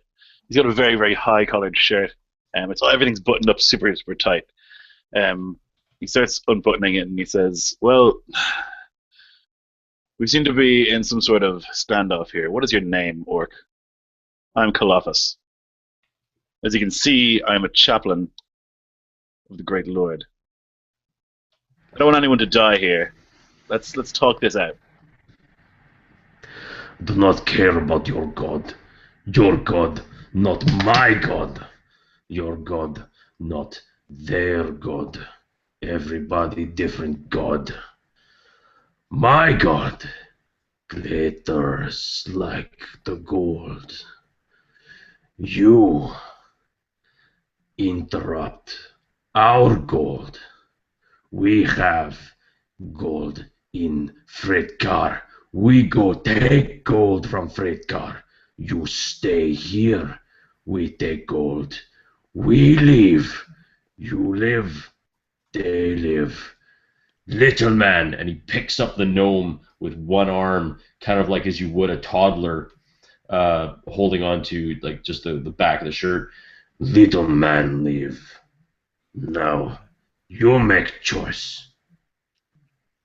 Kalafis, I think he's got a point. Maybe we should all throw down our weapons. And you see Stax kind of unbuttoning his bandolier just filled to the brim with glass vials. How many orcs are in here, Mike? There's about... Oh, I just gone done and got myself out of position. There are 16 orcs kind of piled together, and they got all kinds of hostages. Right. With the people are laying flat on the ground. Right. They don't concern Clovis. What concerns them is the large amount of orcs. That's an issue. Okay. This is really bad because I know that I should put my guns down, but he insulted my god, and that's not something that Clovis is cool with. So what I'm going to do is I'm going to draw my revolver and try and shoot that orc in the face. Nice. Yeah? I mean, like you don't insult my god. It's a bad call. So I'm going to say to him, "You have been judged guilty of kidnapping, of theft, of grand theft train, and I judge you guilty, and your sentence will be death." All right, roll me an attack roll, and I will kind of make it a surprise round for you, just you, because I like you. I've made a huge mistake. Probably. Okay, 16 plus 6, so 22. Okay. You hit the orc. Basically, what would be, I guess, would be the tribal chief or gang chief, square in the head, like just straight out. Roll me for damage. Yes, sir. Okay. So 14. Nice. Tell you what. Tell me how you take him out.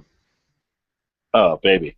Yeah, so I give this speech about how he's been found guilty, and I judge him, and his sentence will be death.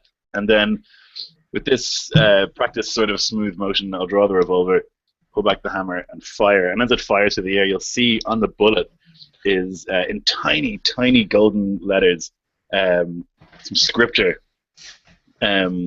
talking about how the guilty shall be judged. So it flies through the air and goes right through just under his eye and comes out the back of his head. So I guess he tumbles to the ground, and I will just look at the rest of the orcs.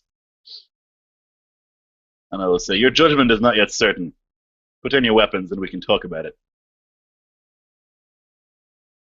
The other orcs kind of just stare as the chieftain just kind of, like, black blood just erupts from his forehead and even the back of his head, and he just falls, hits the ground.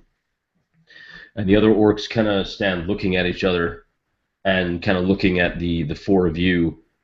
And at that moment, you hear, not from inside, but from outside,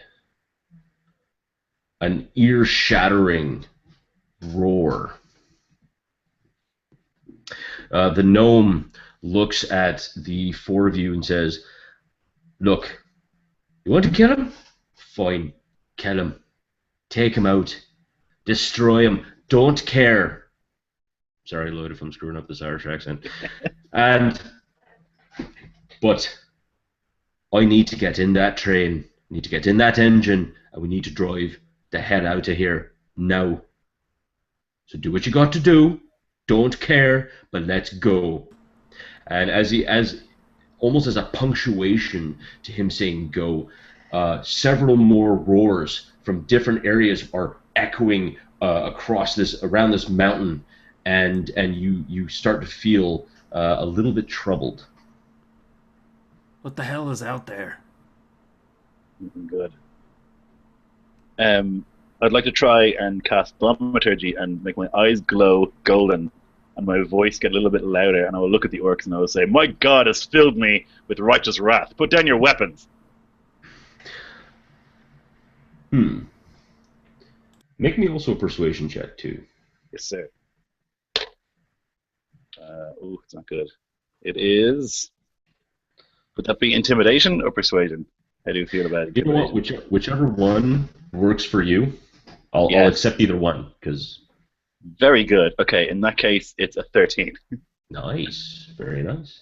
You see half of them starting to kind of lower their weapons, and they look as more of a roar, and all of a sudden you hear this massive thump on the top of the train, and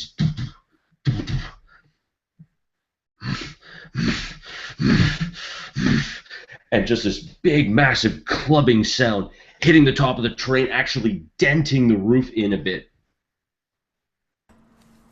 I'd like to, if I can, I've got a shell chambered. I just want to point up at the ceiling and just do the like Terminator 2, like just firing into the ceiling of whatever is up there. Sure. Make an attack roll with disadvantage. Disadvantage, you got Because it. you don't know what the hell you're shooting at. I don't. Oh no! It's a crit and a 7. Damn it. Oh. That's exceptionally unfortunate. So Would it be that's possible for me to send him my inspiration? Because dude, I got 2 points of inspiration. You don't even Oh. worry about it. You got it, man. I'm good to All right. go. I'll sit back in the seat. He's got this. He's got this. I'm holding on. I'm saving him for a rainy day. So that's a 12 total on the low die. Okay. You hear this roar of pain as like some blood begins to drip down onto your shoulder, and then you hear like just more thumping, but moving away from you down the line toward the freight car.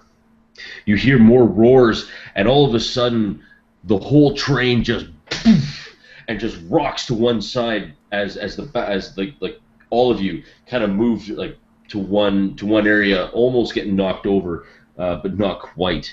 The quiet half-orc comes up to you, Boris.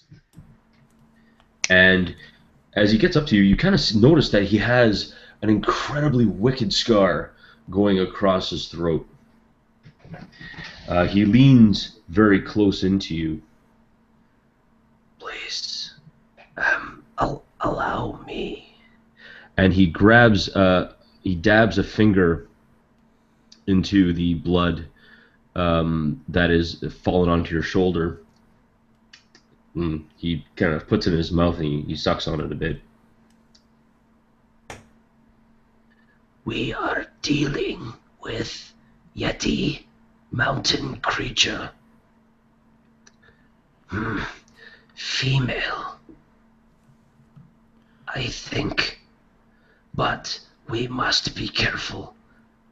This mountain usually has harem of Yeti. 5, 6 female, 1 big alpha male.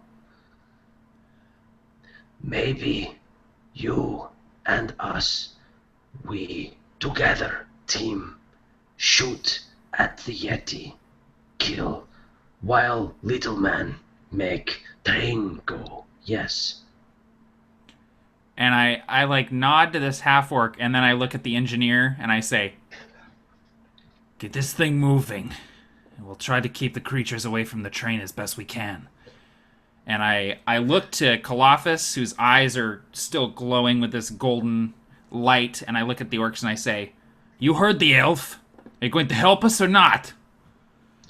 And all the orcs kind of look around and they automatically rush to a window and start breaking it with the butts of their weapons, and they hold their weapons out, and they're looking around, and all of a sudden, that's it. Just a cacophony of machine, like Tommy gun fire, shotgun fire, revolvers, just shooting in all directions. Just the noise and the bullets just firing down. Every so often you'll hear a roar and of pain, and you see one orc shooting. He's shooting away. It looks like he's shooting one, and a hand goes reaching underneath, grabs one orc and just pulls him by the head, snapping his neck out of the train and up, and you just hear this roar of pain as black blood just shoots down the side of the car. The gnome looks at the four of you.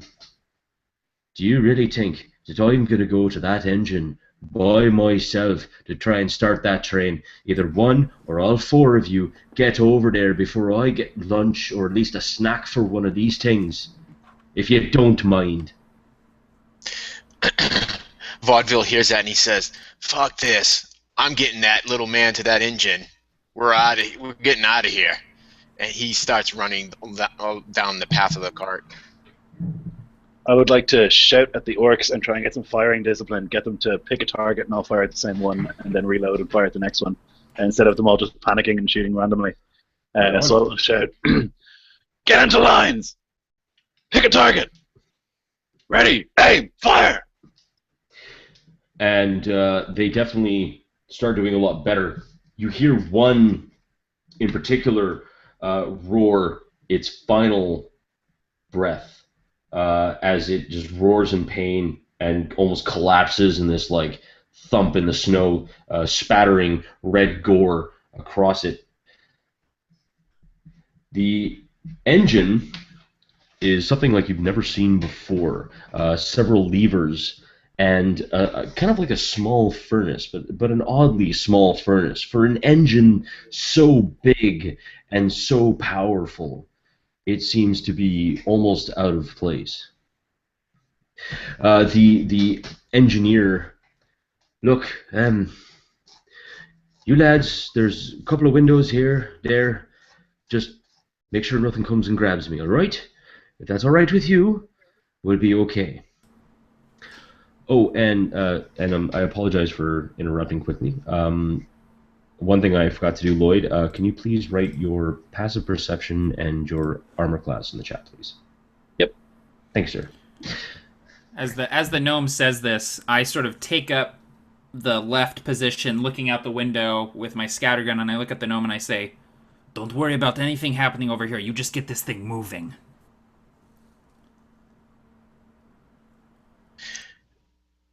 Yeah, when he makes that statement to us, I say to the gnome, "You get the train going. We'll take care of the killing. Don't you worry about that." And I take position on the right side.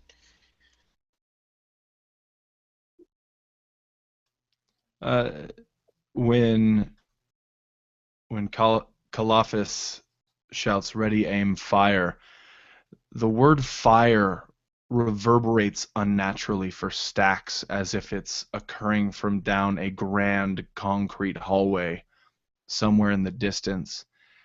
And he looks around and he's seeing everything almost in like slow motion, and the train car floor turns from wood into mud, and the walls of the train car kind of turn themselves into a horizon, and for a moment he is there with his companions on the ridge, on Mourner's Ridge, and he's kind of looking over the edge of this cliff as fire is just being rained towards them, just blasted towards them from behind, and the only way to retreat is off the edge of the cliff, this ridge. And he kind of turns around in order to face the fire, and finds himself looking at Boris, and maybe hears Boris shout Stax's name once or twice, and then maybe the third time Boris shouts his name, he kind of snaps out of it, and then realizes exactly where he is and realizes exactly what's happening, and then moves wherever Boris is, moves to his side. That is freaking awesome. As you hear more shots, another dropped creature hits the snow in blood.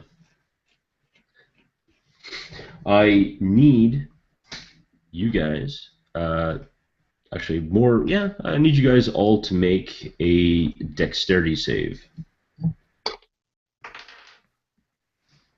7. 24.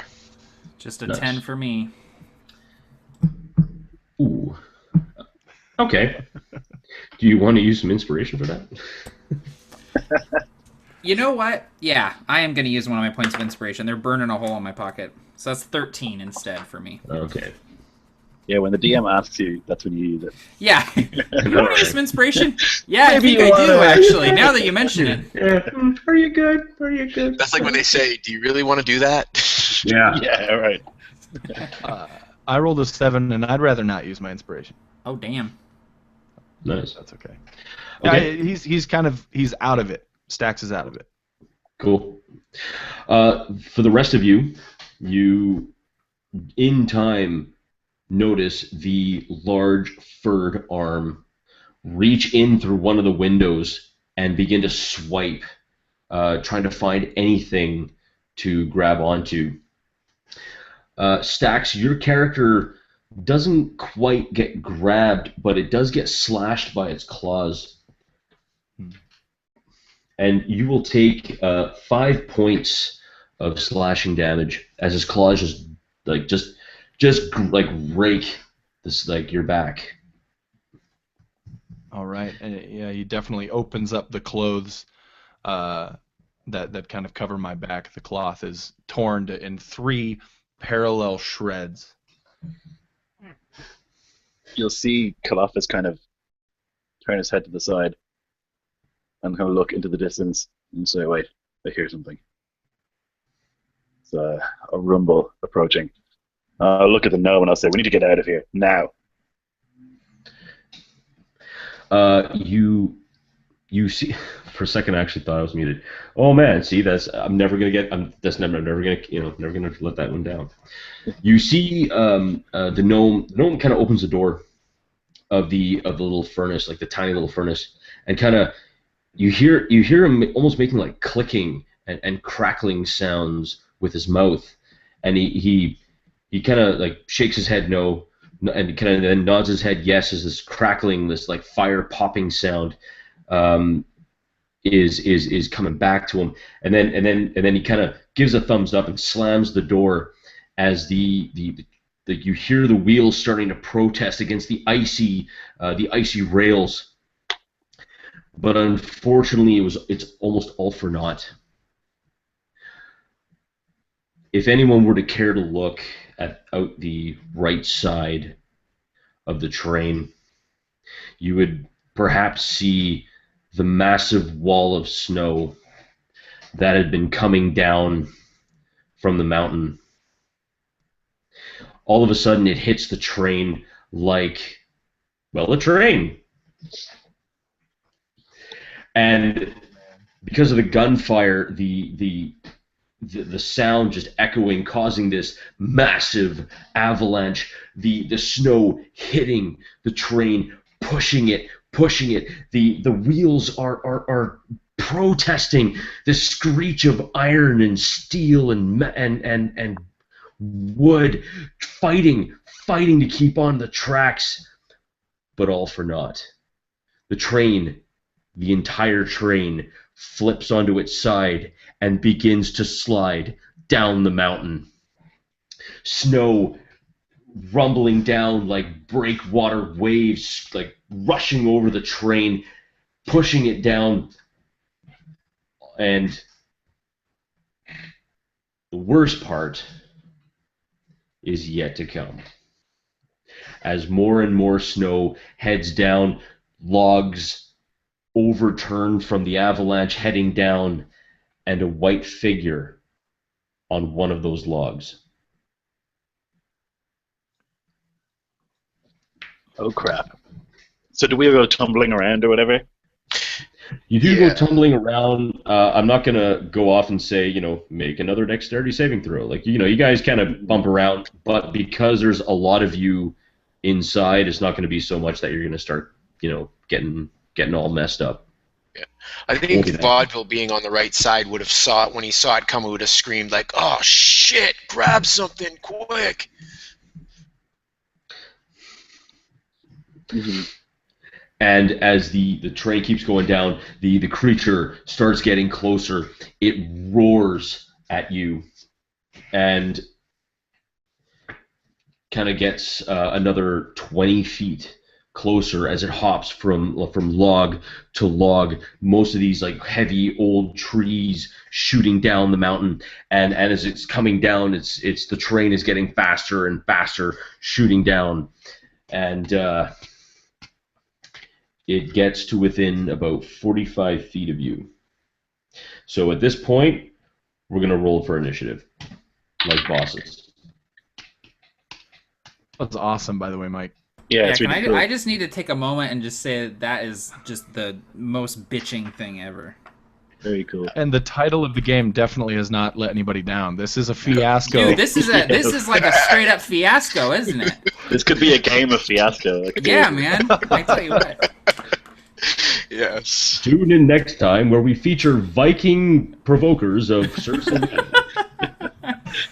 We're gonna Like jump. when we get wherever we're going and someone says, "Oh, how was the train ride?" Just go, "Man, it was a fiasco." I tell you what. when I'm we never get getting where we're on a going. train again.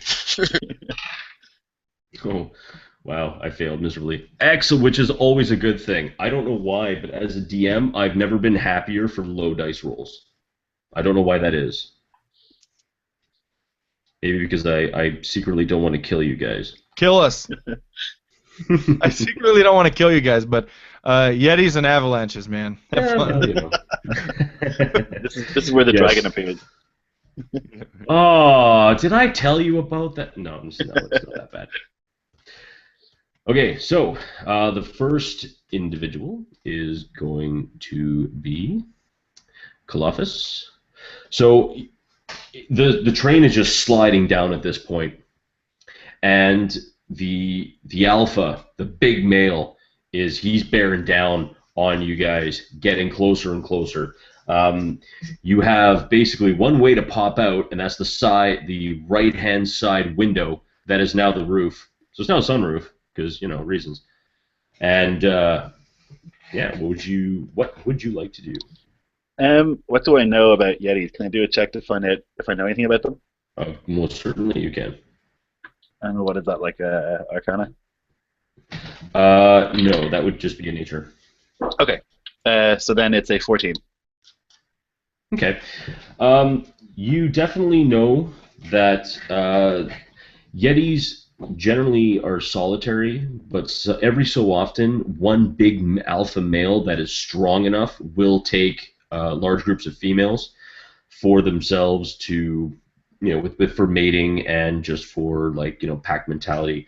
You also know that they're not necessarily fond of fire. Okay. And they can mess you the fuck up. All right. So knowing that they're not keen on fire, I will look at Stax and I'll say, hit it with fire! And then I will cast Guiding Bolt on it. Which is... I have to roll to hit, so I'll do that. Okay, 17 to hit. Oh, yes sir, you do. Okay, it's going to be 4d6 radiant damage. Yes. Oh, not bad. It's going to be 15 radiant damage, and the next attack against it has advantage. Nice. So I unleash with some fancy spell-like movements and an incantation in a booming voice. This kind of bolt of golden light will smash into it, and you'll see sort of singeing from the radiance, and it begins to glow on the mountainside, kind of outlined. And yeah, whoever attacks it next will have advantage against it. Nice. Right on. Okay, and the next person to go is going to be Stax. That's perfect because he just got a pretty distinct order from Colophus, and he's kind of, as this train car is sliding, he's kind of wedged in the bottom corner of it, but he looks to Colophus and he gives a reassuring nod, and he reaches toward the bandolier and pulls another golden flask from it, and just Randy Johnsons it at this thing, and so basically we're going to do I need to find it again. All right, not bad. So that would be a total of 19. Oh yeah, that totally hits. Nice. Yay! Finally, I did something good. Oh wait, I have advantage. Let's see if I get a crit. No, but I got a 20 that time total, which is nice. Okay, great. So he's going to take 5 fire damage. Right on, right on. And he looks he looks at Kalafis, and I know he just kind of gives him like a "Did I do good, Daddy?" type of look. Oh. See Kalafis like still kind of trailing holy energy from his hands as he, gets back to a ready position. See Stacks just kind of shoot a tiny little ember from the tip of his finger or whatever to a little thing, and just look at him, give him this look of like, mm-hmm. You nailed it. I'm not angry, but I'm excessively disappointed. Yeah, right. The eye roll heard around the world. Yeah. You heard it here first, folks. Brigade Con, the home of the eye rolls. All right, Vaudeville, you are next up. All right. So the train is still sliding down the mountain, like on its The train side. is sliding very quickly down the mountain. That's perfect. Awesome. Vaudeville reaches up through one of the broken windows and pulls himself up onto the side of the train. It's kind of slick with ice from tearing through the mountain, so he tries to keep his balance as he draws the silver pistol out and squeezes off a round. Nice. For a 22. I mean, no, 21. Yeah, either way, yeah, you definitely get it. And 14.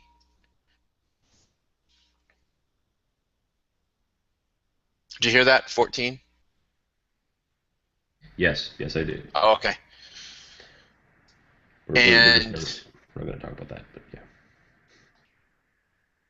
So, nice. Wow. All right, and as his cunning action, he's going to take an extra move, and he just kind of shimmies a little bit more down the side, kind of like little short steps. And as he's doing so, he kind of slips a little bit and falls, but manages to catch his balance just enough that he catches one of those like rails on the side, but he slips down, falling onto this side, but he manages to hold on to his pistol. Well, that is exceptionally ballsy. Yeah. And the next person up will be Boris. So as Vaudeville is sort of taking his shots and sort of coming up out of the window, a shape rises behind him, just this white hulking silhouette. But then the snow falls off of Boris, and he's like, ugh, just covered in the snow from that's falling into the train, and he just cocks his shotgun and says, "I've had just about enough of this." And he's just gonna. I don't even know what range this thing is at. How far away is it? It's about 70 feet away. Oh damn. Okay. So I'm gonna be at disadvantage like hella here. So here we go. All right. Oh my god. I hate it when I roll a crit with disadvantage, man. That's actually not a terrible roll though. 15 on the low die. Okay, I'll tell you what. That will just make it. Yeah. But because it's Brigade Con, and because I kind of like your show, Uh-huh.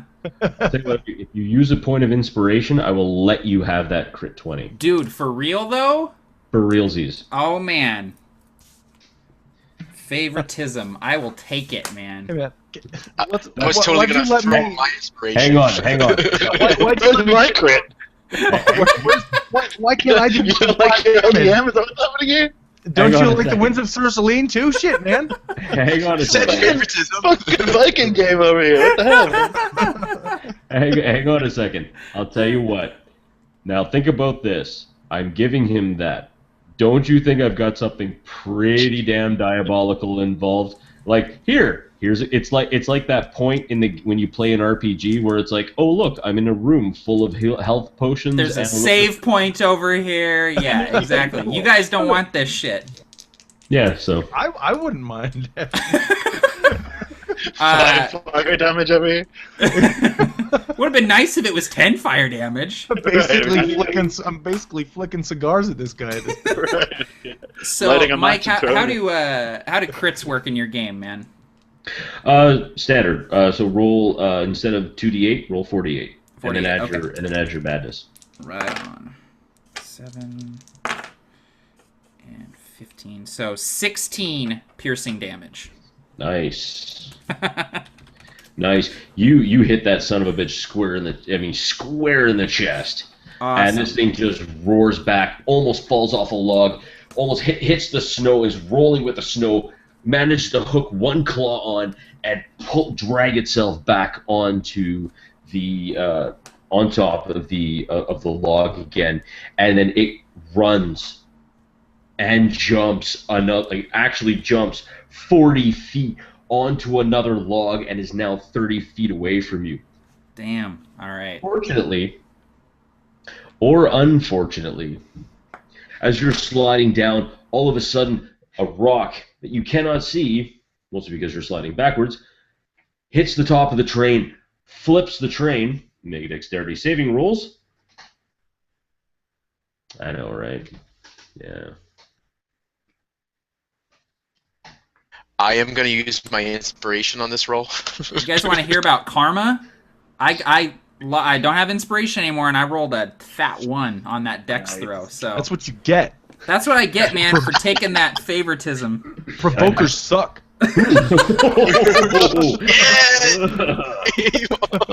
So Matt, please tell us how dice gets ripped in half like a wet telephone book by that troll. Oh, God. Yeah, we'll see, man. We'll see. The Fiasco game shall be one darkly remembered as the one that broke the provokers apart. This is the Yoko Ono of RPGs. We're done here. The band's breaking up, guys. Yep. Way to go, Mike. Anyway, okay. That got me. So I got Matt's and Lionel's as the super awesome one and 16, and Lloyd. And I got a 20 on the die. Oh shit, son. Total. Yeah. So I guess Columbus does that really annoying elf thing where he just like casually jumps on top of a thing and stands there without any real issue. Oh, You know, like Legolas walking on top of the snow, just like not bothered. You're a jerk. The rest of you, though, oh, very nice. Well, that's true, Lionel. You did use your inspiration, but hey, you know what? We'll just, we just won't count that. So, for Matt and Barker, you both are going to take 7 points of bludgeoning damage as you're ricocheting around like one of those cheap Plinko machines. Like a dinosaur lasagna, man. Like a Yes, or the notorious Velociraptor ravioli. No one likes those. Delicious. Indeed. And now the train has sided up where the wheels are now facing down as it's sliding down. And now it's beginning to slide down a little bit slower, as the slope starts to kind of almost even up and begins to carry on.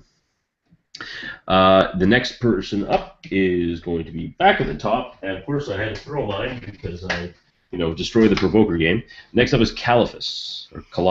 All right. So this train is hurtling, kind of slowing down. I'm gonna try and shoot this Yeti with my gun.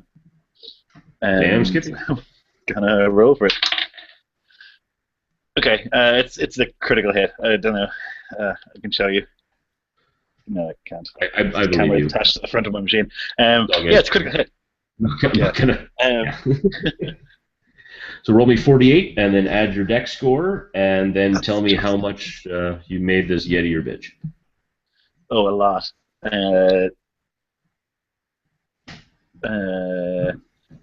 That's gonna be. God, I'm so bad at math. That would be, looks like 21. It's 21 Okay, plus so 25 then. Nice! Ouch! Fuck yeah. So again, the revolver comes out, and if you were able to zoom in, which Kaloftis can with his incredible elf vision, but I don't think anyone else can, you can see in tiny little golden script a little bit of scripture about the purging of evil with fire, and how all those who oppose the Lord shall burn eternally. And this bullet fires right through, perfect shot, and gonna catch this guy probably in the neck or something, maybe Nice. just below the neck. Hells yeah, hells yeah. Oh yeah, you really messed this thing up. It is hurt. Matter of fact, you hit it so hard that it almost backs up and slips off to another log back, so it actually falls back 20 feet. The train keeps going. It keeps sliding down, sliding down, sliding down. It is almost to the point where you think that there can't be any more damn mountain.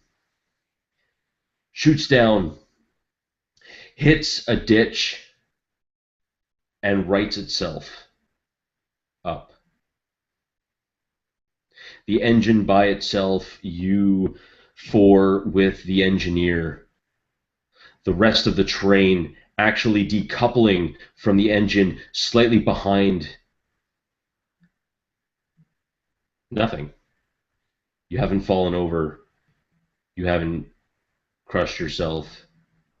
The snow still holding back, beginning to fall faster and faster, and suddenly you realize that you did not just luckily stop, you really luckily fell onto the bottom set of tracks, and you were starting to wheel down and continuously go down, but the rest of the passengers are still decoupled from the engine, and the Yeti still wants your blood.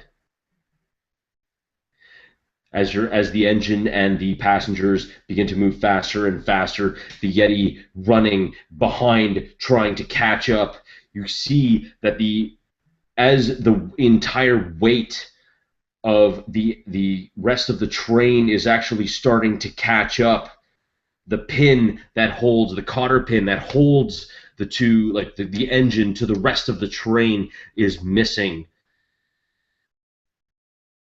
as it keeps getting closer and closer.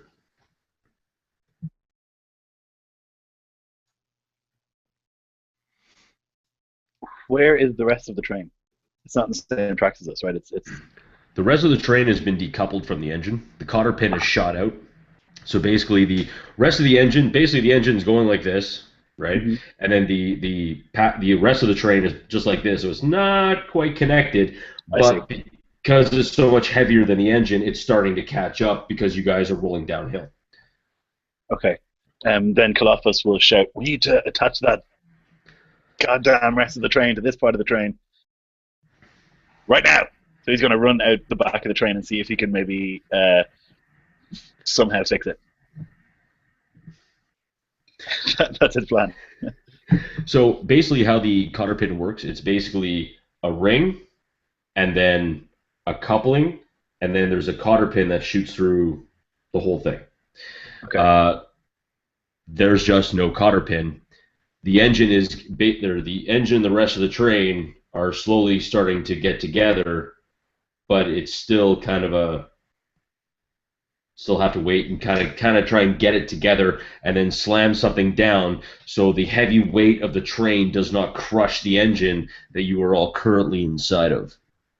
How do we feel about a mending spell? Could I try and fuse them together somehow? I like the way you think. I love that idea. Yeah, that's awesome. It's not perfect. Like, I guess we turn a corner, it'll probably not do great, but it'll keep from crushing us. It'll do for now, man. Better than any idea I have. I was gonna like stick a hand axe in it or something, and just be like, well. I was gonna throw a grenade at it. I was going to put the gnome in it. Yeah, you'd probably heal it with your grenade. Yeah. How does 4 damage sound? And that welds the pieces together. Wow, good. Hey, there you go.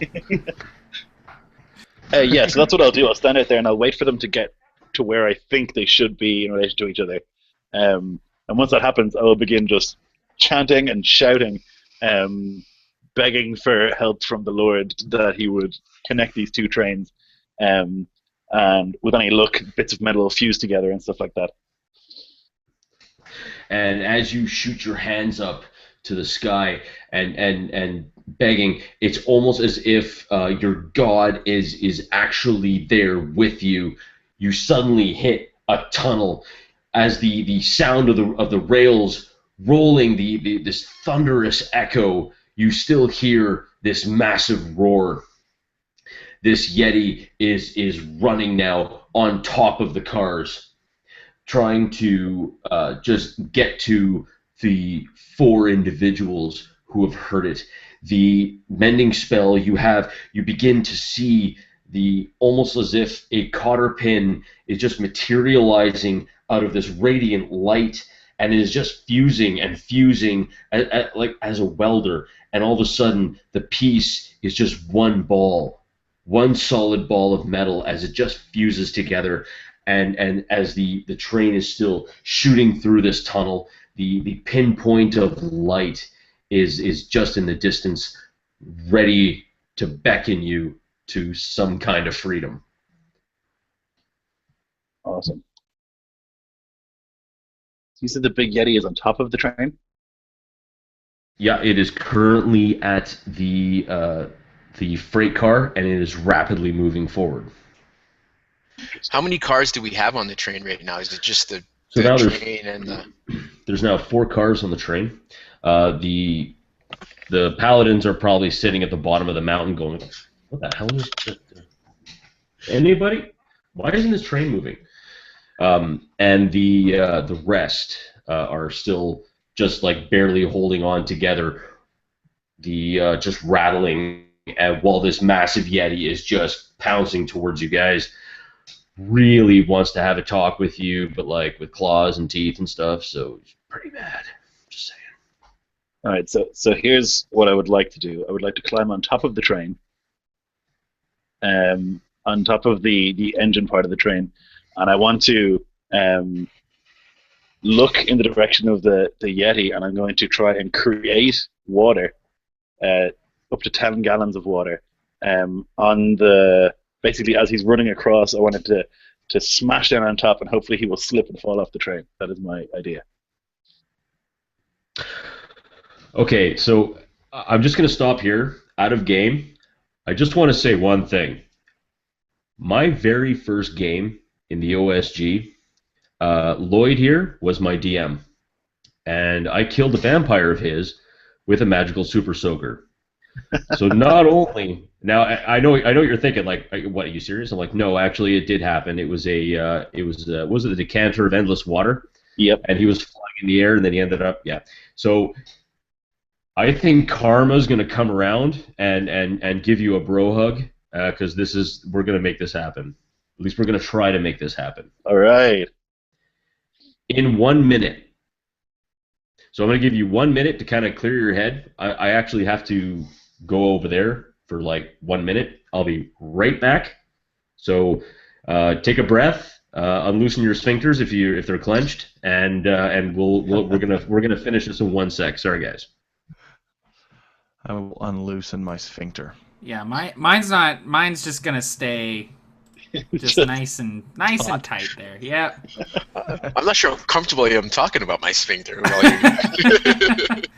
Nah, man, it's all good. There's let's see. There's like 20 people watching. We could talk about our sphincters. 23. Oh. Hell no. I think I went on this ride in Disney. Yeah, I'm pretty sure this is called the Matterhorn, dude. Yeah. Right. There's no Yeti trying to kill me when Yeah. I was in Disney, though. There's no racist depictions of Irish people either. Yeah, there is. You weren't paying attention, man. Dude, just go on Small World. It's there. Yeah, I blocked it out. Yeah. Oh, man, this is awesome, dude. Yeah, this Yeah, is it's right, cool. man. Like, talk about just, like, action set pieces. This is crazy. Right. Yeah, I can really see it. It's super impressive. Oh, yeah, absolutely. Lloyd, you got to go back and you got to watch the very, very beginning, because the intro of this game consisted of awesome guitar work that just set the mood like perfectly, and what was it? Mike described like a beautiful woman. Yes. What we thought was a beautiful woman, and then it turned out that he was It was describing the the train. It was so good. I thought it was Flawless. gonna date. It was so flawless, man. Yeah. It was Like, beautiful. And it was so cool because it's like you could tell when all of us picked up on like, oh, it's the train, because we all go, Oh wait, he's back. Yeah, Lloyd, it's been okay. It's all yeah, right. it's been all right. It's just been like, whatever, take it or leave it type thing. Yeah, It's fine, I guess. Hey, I at least brought my L game, perhaps my F game. So, all right. So, this is what I want you to do, Lloyd, because this is something a little bit unorthodox. I want you to sell it to me. Okay. I want you to describe exactly how you want to do this, and then I'll make the appropriate rules as necessary. Cool? Okay. Absolutely, yeah. So we're barreling downhill through a tunnel at the moment, right? Yep. Okay. So Colossus, well experienced in unorthodox tactics, something that he specializes in. He's standing outside. He's just fixed his pin. He's going to try and climb up this ladder to the top of the part that has the engine. He's going to stand there. He's looking at this thing, barreling down on top of him, and he thinks. He does calculations, and you see all these numbers come up in his head. He's like, okay.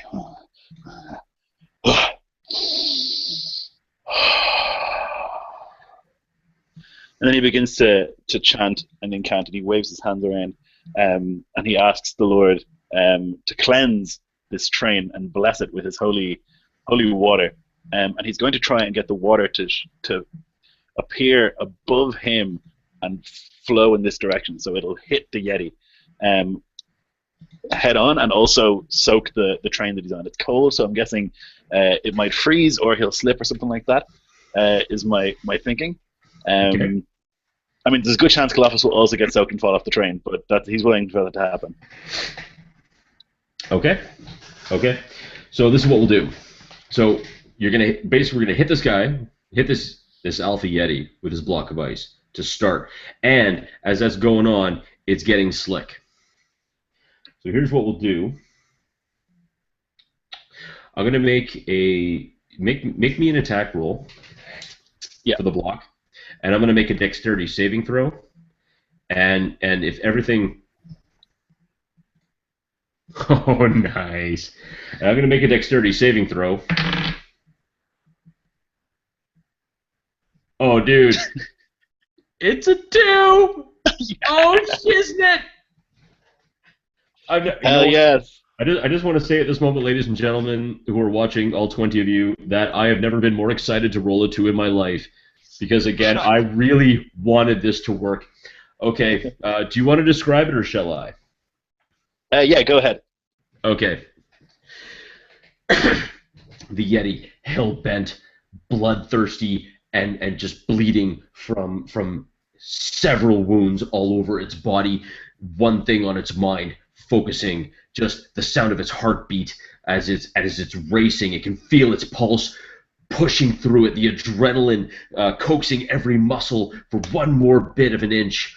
All of a sudden, out of nowhere, a square block of ice, as it runs headlong, smacks right into it, pushes itself off.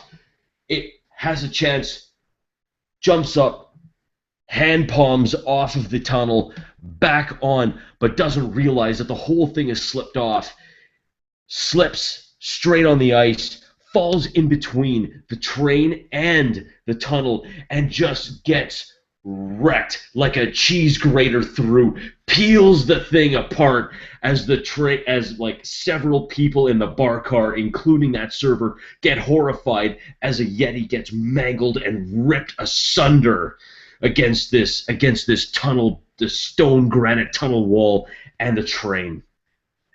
Light. A burst of sweet, sweet light as the train shoots down. The gnome is trying desperately. By the way, his name is Cobblepot. Just in case. Okay. Of course. Cobblepot. Naturally, Cobblepot is trying desperately to pull down. He's screaming into the furnace. Will you just Stop for a second! Just brake! Brake! The station is getting closer and closer. The town of Westwood. The track is getting narrower, narrower, narrower. The train is getting nearer, nearer, nearer. Stop! Stop! You just stop! You're the stupidest fire elemental I've ever had the displeasure of working with! All of a sudden, just stopping, slowing, slowing, slowing, slowing, slowing, slowing. Stops. There's a brakeman on the line staring at this train. The side dented, torn, scratched, the beautiful chrome ripped clean off, claw marks from Yetis, bullet holes, and dents from trees.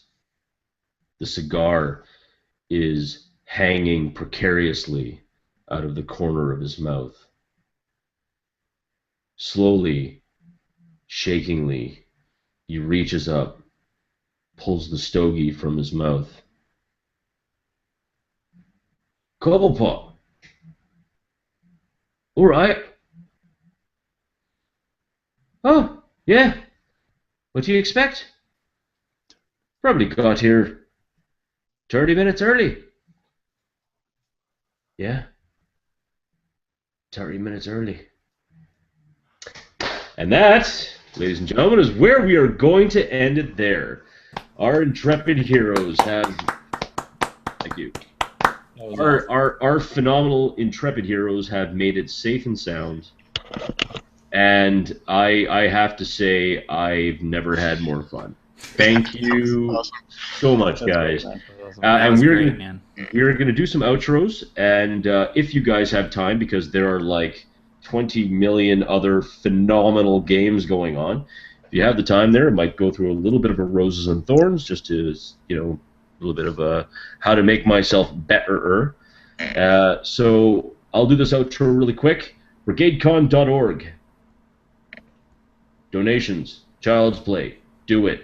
I have no other things for you to destroy the donate button with anymore. I'm out of ideas, so we're going to have to leave it to the next guy.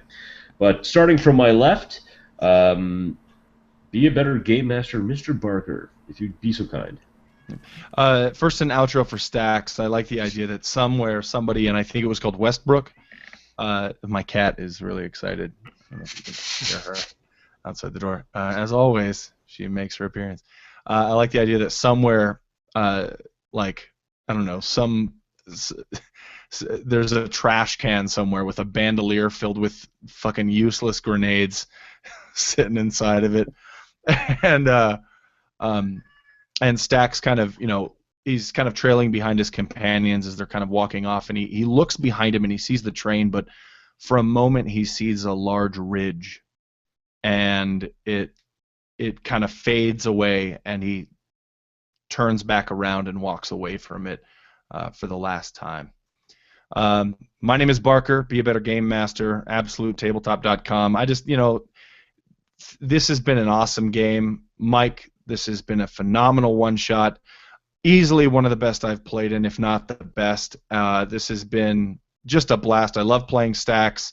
I always love when my character dies, but I really enjoy the fact that this character lives, so maybe someday we can get back into it and perhaps do it again. I'm definitely not throwing this character sheet away. Yeah, donate to Child's Play, everybody. It's been hashed and rehashed, but at the same time, it needs to be. Let's help some kids while we're gaming. So thank you very much for tuning in, and thanks all of you. Right on. Thank you, man. So next up, Lloyd, do your intro and outro. You might as well. Intro. I guess Kalafis gets on the train and hides for an hour. That's probably what he would do. As an outro, I think he would... people would be saying, "Oh, well done! That's incredible! Well done! Wow, yeah, wow! You know, you really saved the day or whatever." And he's not interested. He's not really interested. He goes and makes his way home to his very severe wife and their severe children, and they live a very stern but fair life. together. Very very little laughing going on in that house. But yeah, thanks for the game. I had a really good time. Super super fun. Great descriptions. Really enjoyed it. I'm running three games at BrigadeCon, and playing in another one. So I've got a Viking giant game that I'm playing later. Matt's in that. Then I've got a Kung Fu game with Fate Core, and then I've got a Numenera game as well. So if you have time, come and check those out. Make sure you donate. Make sure you subscribe to Mike because he rules. Yep. I would blame all whatever booze Lloyd has been drinking on whatever he just said, except for him being awesome. It's 8 a.m. here, so I'm not on the booze yet. That's 9 a.m. talk. Yeah. Hey, it's 11:41 over here, mister. So you carry on. And yesterday, so you can drink like Doctor Who and time travel that shit. Next up, we have Lionel. Lionel, why don't you give us your outro, buddy? All right. So it was a pleasure playing vaudeville. So his outro is, I don't know how he stayed on that train as it was tumbling down onto the tracks, but he did through some stroke of luck. And as it rolls into the station, he's just kind of sitting there on the top up front, reaches into his pocket, pulls out his pack of smokes, goes to light one, and it's broken in half. So he just throws it away and just slouches down and says, "Live another day, bro. Live another day." So I'm hoping you will live to play another day. I want to thank everybody for letting me play. Very skilled guys. Mike, you're a great dude, and I've been watching your Ironheads, and I'm glad I got a chance to play. And I don't have a channel or nothing, so too busy in real life. So, but it's great following all you guys. Thanks. Well, Lionel, thanks, man. And Matt, bring it home, buddy. So I imagine that as the train comes to a stop, Boris sort of emerges from a bunch of broken crates and stuff, bleeding from his head after he rolled that 1 on his dexterity saving throw, and he just kind of like touches his head, sees the blood, and he reaches behind him, and he's landed on his shotgun, broken it in half, and he just kind of tosses it to the side. And the gnome engineer kind of inquires about it, and he says, No, I don't need it anymore. And he kind of gets up and just limps off the train, just holding all of his aches and pains, and probably catches up with the rest of his friends for a drink later on. My name is Matt. I run the channel A Fistful of Dice. I'm also 1/4 of Absolute Tabletop. Mike, this was an awesome game. Loved playing with all of you guys. I'm looking forward to playing in Lloyd's giant game in about 5 hours here, so I'm going to try and stay awake and just do it big. Again, go to brigadecon.org and donate. And yeah, great game, man. Can't wait to play again. Thanks a lot. And of course, I'll do the outro myself.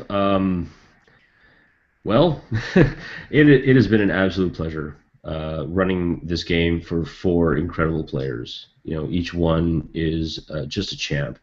Honestly, everyone that I've run this game through has been really fantastic, and I'm very happy to be able to do that. I would highly suggest that you definitely check out Lionel. You got to get a channel, so I can say all 4 of these gentlemen's channels.